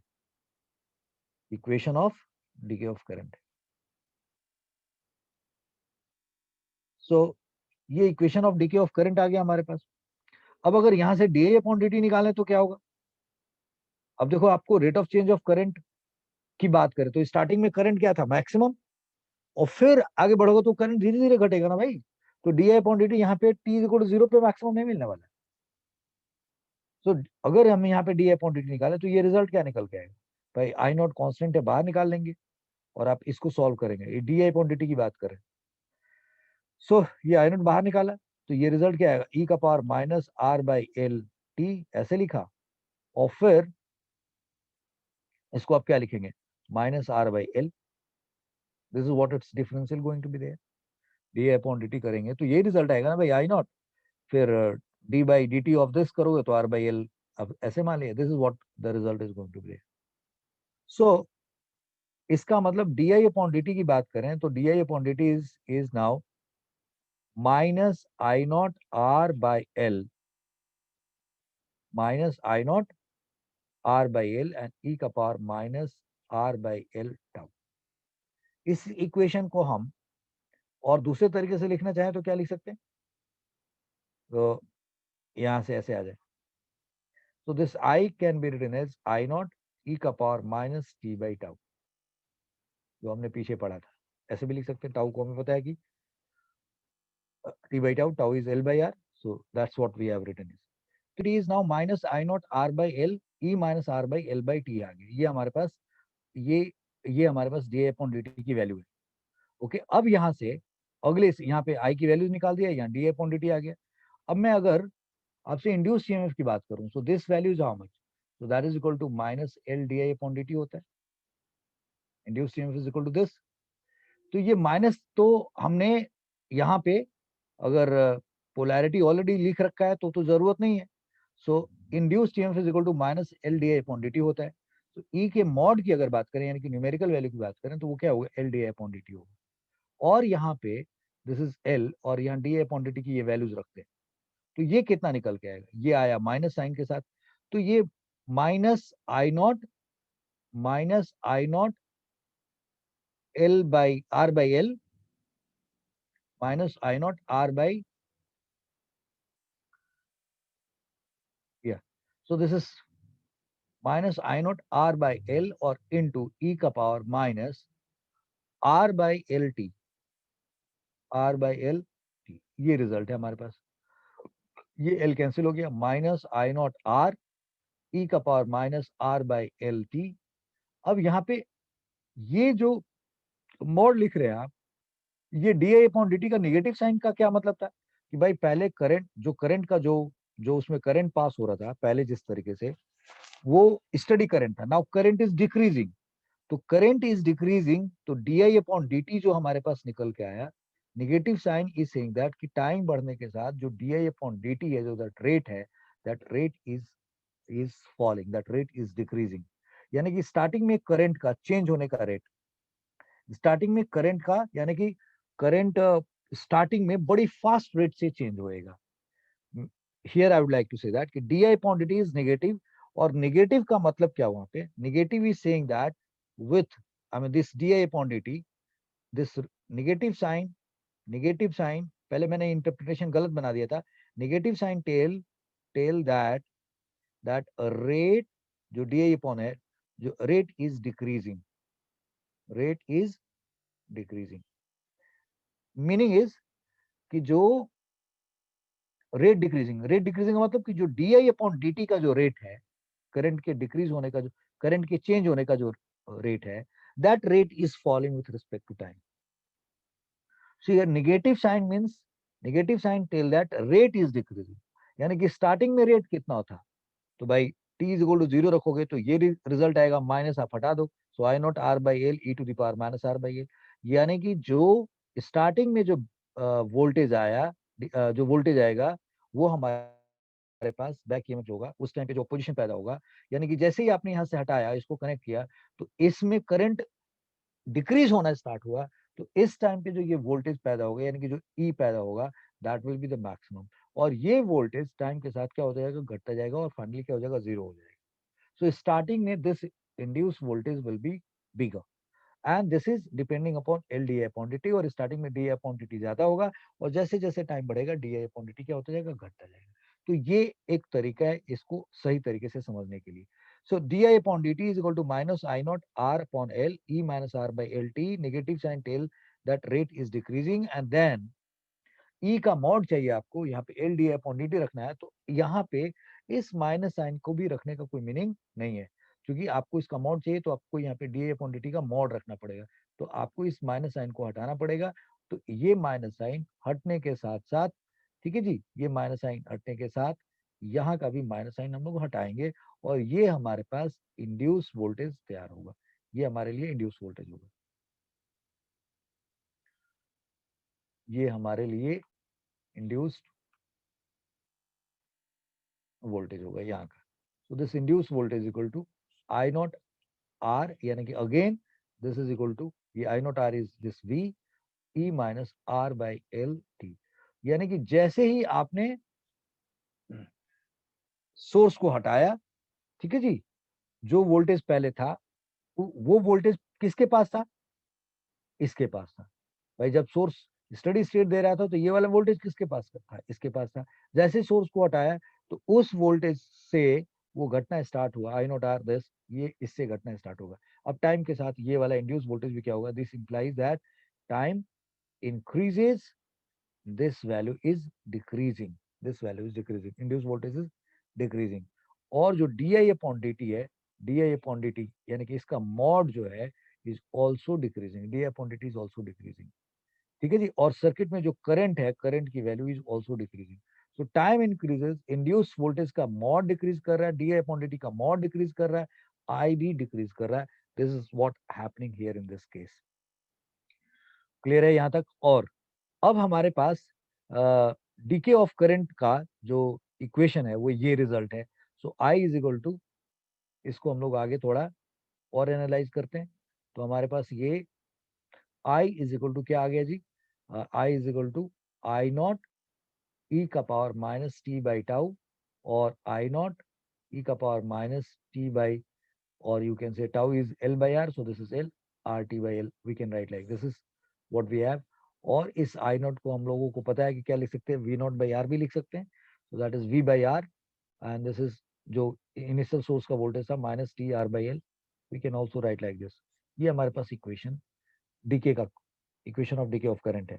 अब यहाँ पे हम equation of decay of current है, अब यहाँ से फिर at T is equal to 1L/R करें, T is equal to 1L/R करें, तो करंट हमारे पास क्या आ जाएगा जी, this I is equal to I not, और 1L/R करोगे किसको, टी को, तो L/R करोगे तो कट के ये क्या आ जाएगा, ई का पावर -1 आ जाएगा, यानी कि this will B 0.632 I not, sorry 0.368, 0.368, ये गलत हो गया, ये गलत हो गया, 1 minute. So this is, yeah, so what I mean to say is this is 0.368 I naught. इसका मतलब जो करंट था स्टार्टिंग में, सिर्फ 1L/R टाइम बाद वो करंट घट के उसका 36.83% हो जाए। फिर T is equal to 2L/R की बात करोगे तो वो आई क्या बन जाएगा, आई नॉट ई का power -2, so that is 0.135 I not, it is like this. तो इसका मतलब कि टाइम बढ़ने के साथ आप देख रहे हैं करंट की वैल्यू क्या होता जा रहा है, जो मैक्सिमम करंट था उससे काफी कम होता जा रहा है, करंट डिक्रीज होता जा रहा है। This is what happening actually. So if you make a graph और t is equal to infinity कर दो यहाँ पे, तो टी इन्फिनिटी करोगे तो आई क्या होगा, भाई इस इक्वेशन में टी इन्फिनिटी कर दोगे, so this i will B 0। तो अगर आपको ग्राफ बनाना हो, let's see something like this,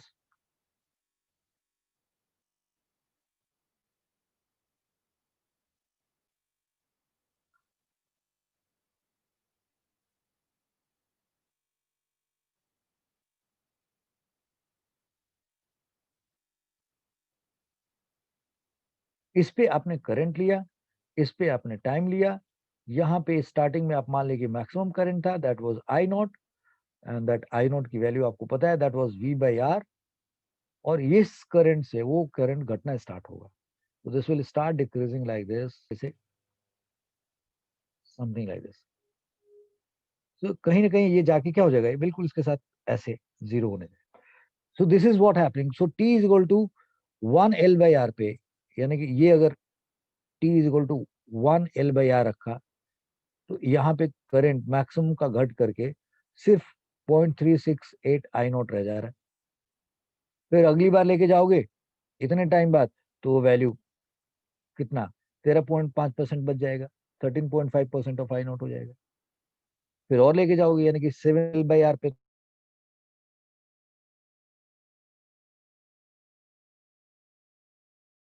हो गए, तो उस टेंजेंट का स्लोप नेगेटिव में आएगा, बट उसकी वैल्यू क्या होगी, मैक्सिमम होगी।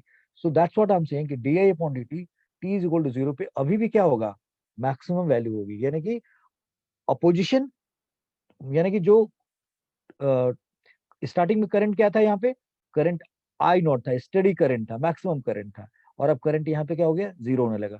स्टार्टिंग में जब आई नॉट था तो यहाँ पे ईएमएफ क्या था, बैक ईएमएफ क्या था, जीरो था। भाई करंट डिक्रीज हुआ तो suddenly there will be a lot of change of, like magnetic field का एक पर्टिकुलर डायरेक्शन था, अब करंट डिक्रीज होने लगेगा, तो भाई वो फ्लक्स घटने लगेगा, तो बैक ईएमएफ उल्टा डायरेक्शन में पैदा होगा। दिस इज हाउ, लाइक पहले पहले यहाँ पे प्लस था या माइनस, अब यहाँ माइनस प्लस हो गया। सारी बात आप समझ गए होंगे, मुझे उम्मीद है। इस तरीके से हम लोग डीके ऑफ करंट का equation D I upon D T के बारे में भी बात कर लिया, और हमने यहाँ पे भी समझ लिया कि टी इज इक्वल टू 0 पे ही हमें जो D I upon D T है, here I would say that at T is equal to 0 पे, लाइक डी आई अपॉन डी टी की वैल्यू मैक्सिमम है, D I upon D T की value maximum है, और that value is how much, numerical value की बात करें, so that value we have calculated I not R by L, that is V by L e का power minus,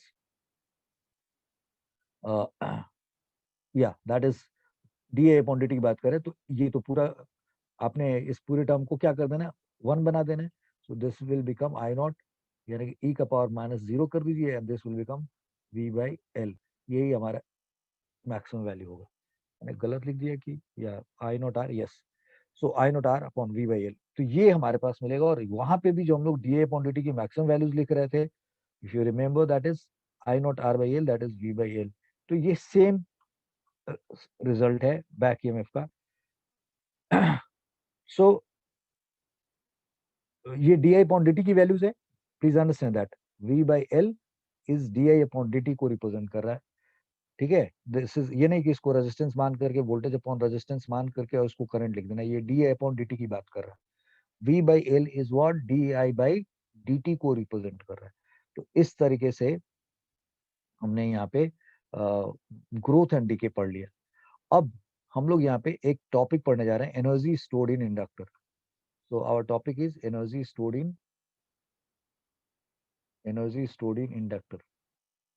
इसको समझने के लिए हमने बहुत बेसिक काम जो करना था वो ऑलरेडी हमें डिस्कशन करके कर लिया। एनर्जी स्टोर्ड इन इंडक्टर और सोलेनाइड की बात कर रहे हैं, ठीक है। This is what we are going to study. So let's suppose there is, this is the inductor, और इस इंडक्टर को आपने किसी सोर्स से कनेक्ट कर दिया और समथिंग लाइक दिस, एक रेजिस्टेंस लगा। अब यहाँ पे जो रेजिस्टेंस लगा रहा हूँ वो क्यों लगा रहा हूँ?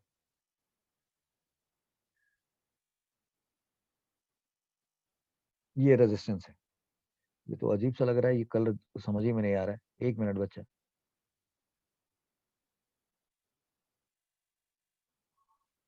अब आएगा समझ में, ठीक है जी। तो ये एक इंडक्टर है, ये रेजिस्टेंस है, ये सोर्स है, ये की है। एनर्जी स्टोर्ड की बात कर रहे थे हम इसमें। ये अभी भी सीरीज सर्किट ही है एक तरीके से। सपोज करो कि एक आइडियल इंडक्टर रखते आप और ये रेजिस्टेंस नहीं लगाते, ये रेजिस्टेंस नहीं लगाते, मैं इस रेजिस्टेंस को अभी कवर कर दे रहा हूँ, ढक दे रहा हूँ, समथिंग लाइक दिस से, इसको ढक दिया। और ये स्ट्रेट वायर था सपोज करो यहाँ पे। तब क्या होता है इस सिचुएशन में? क्या ये जो सोर्स है यहाँ पे जो करंट पास कराता है और ये इंडक्टर है, इसकी सपोज करो इसके पास इंडक्टेंस है, रेजिस्टेंस है ही नहीं, तो you are considering ideal inductor. तो सर्किट में कोई रेजिस्टेंस ही नहीं है, तो इस वोल्टेज का खर्च कहाँ होगा? बैक ईएमएफ पता चल जाएगा, स्टेडी स्टेट होगा, तो फिर जो सेचुरेशन करंट मिलेगा, तो ये वोल्टेज खर्च कहाँ होगा? सो प्लीज अंडरस्टैंड, मैंने आपको यहाँ पे ये बात दिखाई है, यहाँ पे इस जगह पे दिखाया है कि भाई इसका वोल्टेज खर्च कहाँ हो रहा था? स्टेडी स्टेट पे ये वोल्टेज इसी को मिल रहा था। तो अगर आप एक ऐसा सर्किट रख रहे हैं यहाँ पे कुछ है ही नहीं और इसके पास रेजिस्टेंस है ही नहीं, तो इसका वोल्टेज कहाँ खर्च होगा? आप कहोगे वो बैक ईएमएफ बन गया, तो फिलहाल इस वोल्टेज का फिर पावर तो कहीं खर्च होगा ही नहीं अगर सिर्फ इंडक्टर लगा दोगे। और इंडक्टर लगा दोगे वहां पे, तो भाई ये जो वोल्टेज है, ये जो सोर्स है, इसमें करंट उसने भेजा यहाँ पे, condition I mean d upon D t से उतना ही वोल्टेज बना दिया। So in that situation if you don't take this R in account, जरा सोचो आपने जो रिजल्ट्स बनाया है, इस केस में अगर आप आर जीरो कर दो, ये जो ग्रोथ ऑफ करंट का इक्वेशन था, let suppose L R circuit में आर जीरो कर दो, तो ये पूरा टर्म क्या होगा? जीरो होगा। आई क्या होगा? आई नॉट होगा। आर जीरो रखोगे तो सॉरी, आर जीरो रखोगे तो ये पूरा टर्म क्या होगा? जीरो, ई का पावर माइनस जीरो हो गया। Now this will become one, one by E to the power zero, one. So this current will be zero. This is what we are going to have it. So in that situation कि inductor के पास अगर, समझना short circuit के बारे में मैंने आपको समझा रखा है, शॉर्ट सर्किट के बारे में मैंने आपको समझा रखा कि अगर ये जो वायर है, ये जो कॉइल है, इसके पास रेजिस्टेंस नहीं है और यहाँ कोई रेजिस्टेंस नहीं है और आपने सेल लगा दिया, सो this will all will behave like a what, एक स्ट्रेट वायर की तरीके से होगा। ये बहुत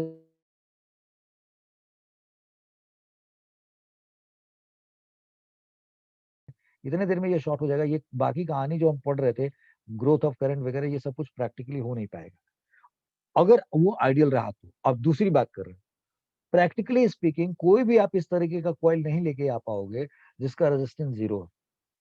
तो ये सोचना कि अगर ये आइडियल है और यहाँ सर्किट में कोई रेजिस्टेंस नहीं है, what will happen to this? So we'll say that कि this is not going to exist because this, even this will have certain resistance। अगर आप एक्स्ट्रा रेजिस्टेंस नहीं भी लगाओगे तो जो उसका रेजिस्टेंस है, यानी कि अपने आप में जो ये कॉइल है, that coil will work as a what, that coil will work as a what, it will work as a series combination of inductance and resistance. बात समझ में आ गई? यस, क्योंकि इस प्रैक्टिकली ऐसा नहीं हो सकता कि इसका resistance zero. So therefore there will be a growth of current, और अगर ये हटा दोगे तो there will be a decay of current. ये बात समझ लिया अच्छे से आपने? ओके। अब फिलहाल हमने एक सोर्स रखा है और इस सोर्स से हम इसमें करंट भेज रहे हैं। हमारा टॉपिक इसमें जो एनर्जी स्टोर हो रहा है वो पढ़ना है। तो हम लोग उसके लिए क्या करने जा रहे हैं? Look at this here. इन सब को यहाँ से हटा के फेंक दिया बाहर। अब हमने कहा कि भाई ये एक इंडक्टर है, ये आपने सोर्स लगा दिया, इस सोर्स से आप इसमें करंट भेज रहे हैं, इसमें करंट जा रहा है। कि जब इस करंट भेजोगे तो इसके क्रॉस एक बैक ईएमएफ पैदा होगा, प्लस और माइनस, और वो इंड्यूस वोल्टेज बनेगा। एंड दैट इंड्यूस वोल्टेज की वैल्यू होगी, न्यूमेरिकल वैल्यू की बात करें पहले ऐसे लिखते थे minus L D I upon D T, और ई का मॉड की बात करें तो L D I upon D T होगा। और ये प्लस माइनस दिखाने का मतलब कि ये इसके अपोजिशन में है और ये आपने इसकी वैल्यूज लिख ली। तो इसका मतलब ये कि ये वाला जो सोर्स है जब इसमें करंट भेज रहा तो वो अपोजिशन फेस कर रहा है कि नहीं कर रहा? कर रहा है अपोजिशन फेस। तो उस अपोजिशन को फेस करने कर रहा है और फिर भी आप यहां से करंट भेजे जा रहे हैं। इसका मतलब this cell has to do certain work, this source has to do certain work against this also to send current. That's the point. तो जब ये सोर्स इसमें करंट भेज रहा होगा और ये अपोज कर रहा है, सो डेफिनेटली इसको कुछ वर्क करना पड़ रहा होगा, और ये वाला वर्क जाता कहाँ होगा? वो यहाँ पे एनर्जी के फॉर्म में स्टोर हो रहा होगा। और इसके थ्रू भी रेजिस्टेंस, इस रेजिस्टेंस में भी करंट जा रहा होगा। तो डेफिनेटली यहाँ पे जो आई आर के हिसाब से, आई मीन इस रेजिस्टेंस में करंट जा रहा, तो इसके हिसाब से जो पावर डिसिपेट होना चाहिए वो पावर डिसिपेट तो करेगा करेगा। I hope you got my point, no? यानी कि जो ये सोर्स है, ये सोर्स जब आप इसमें करंट भेज रहे हैं, तो यानी कि जब करंट ग्रो कर रहा है, करंट इंक्रीज कर रहा है, करंट ग्रो कर रहा है, तो करंट ग्रो कर रहा है, तो उस ग्रोइंग पीरियड के अंदर जब वो करंट ग्रो कर रहा है, यानी कि इसकी चाहत के अगेंस्ट जब आप भेज रहे हैं, तो you have to do certain work. तो वो वर्क जो आप कर रहे हैं वो एनर्जी यहाँ पे स्टोर हो रहा है, और इसमें करंट पास होने की वजह से इस रेजिस्टेंस में यहाँ पे तो हीट के फॉर्म में एनर्जी डिसिपेट हो ही रहा होगा। There is no doubt. हमारा पर्पस यहाँ पे इसके अंदर जो एनर्जी स्टोर हो रहा है वो पढ़ना है, हमें यहाँ का एनर्जी डिसिपेशन नहीं पढ़ना है। अगर आपसे पूछा जाए इसकी एनर्जी कैसे खर्च हो रही है, तो इसके अगेंस्ट खर्च हो रही है और इसके अगेंस्ट खर्च हो रही है। ये समझा दिया है। इस पे बड़े सारे क्वेश्चन मिलेंगे, सुना होगा आपने, तो इसको कहीं पे साइड में नोट कर लेना। So here what I mean to say is energy stored in inductor पढ़ना है। So we know that when current start passing start passing through inductor through inductor, right? it opposes it opposes this passage of current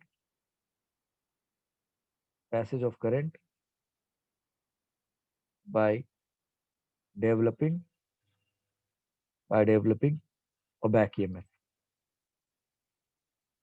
We know that when current start passing through inductor, और start passing कह लें या grow कर रहे हैं या decay करें, it opposes this passage of current by developing a back EMF. Still source source sends current, and for this work by source is to be done. तो वर्क किसने किया? इसने किया। तो भाई ये इसने वर्क किया, एनर्जी इसकी खर्च हो रही है, work by source is to be done.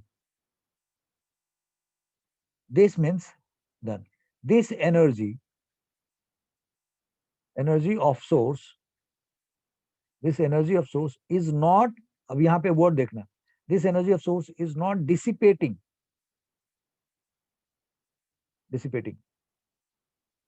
Means going waste, not going waste, means not going waste.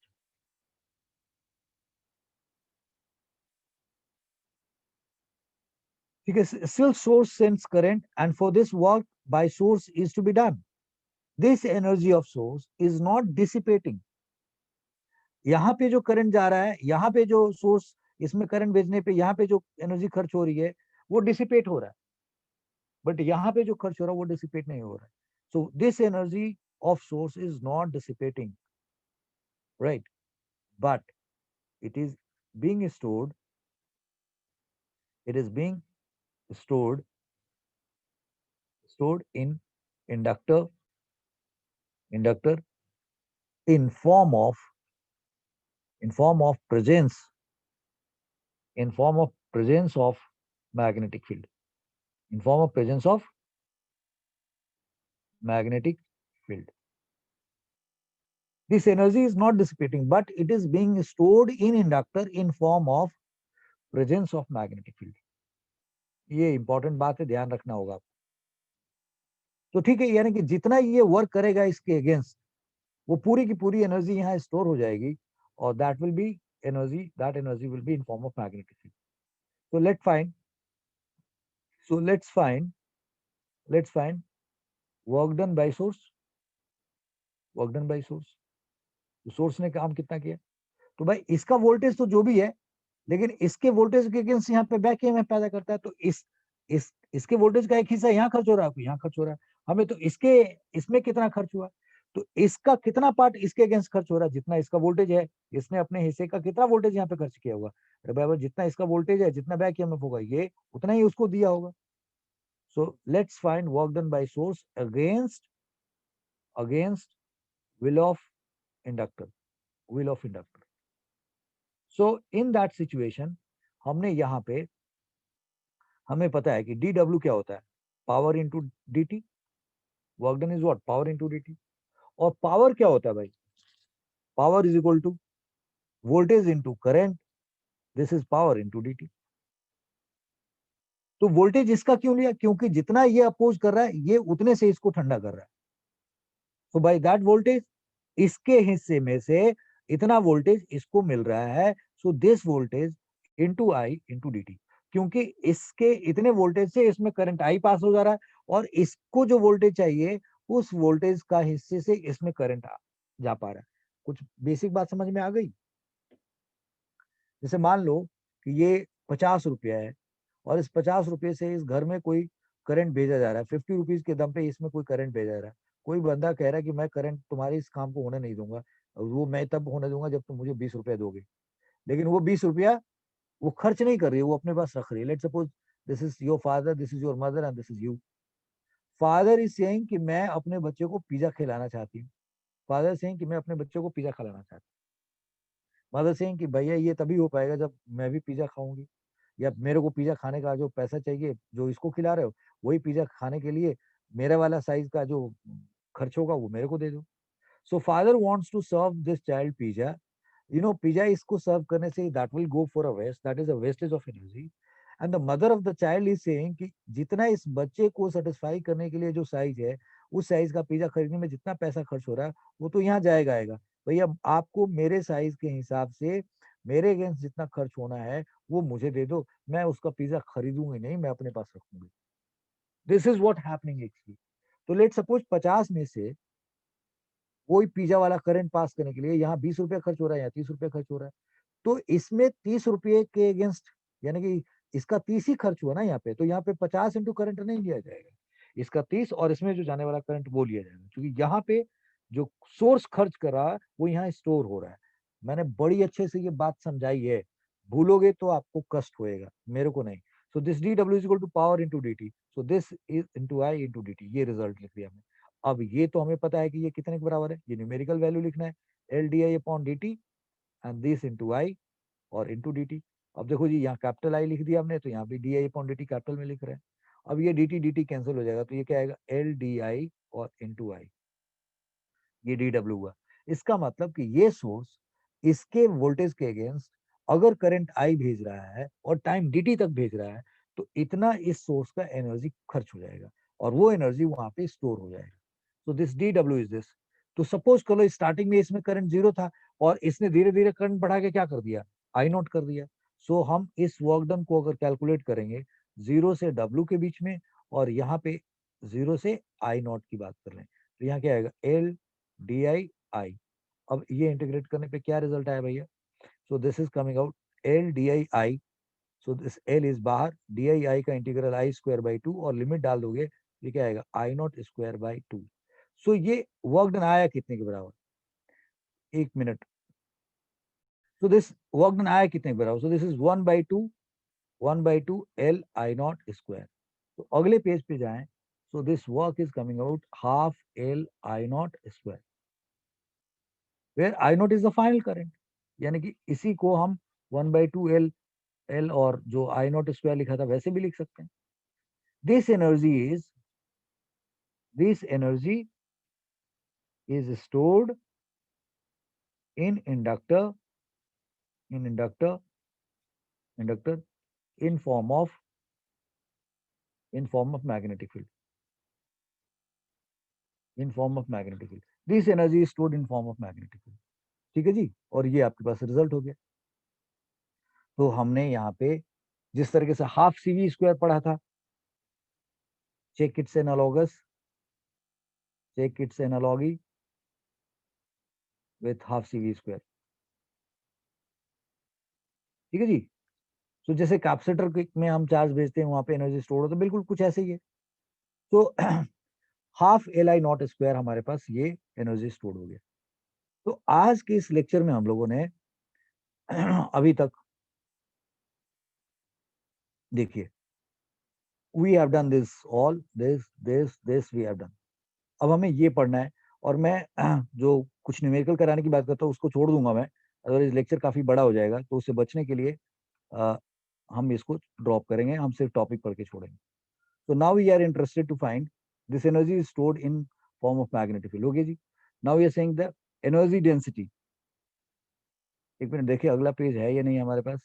There is no next page, तो हम लोग इसी पेज पे इसको पढ़ेंगे. तो मैं यहाँ पे एक इंडक्टर बना देता हूँ. Just minute.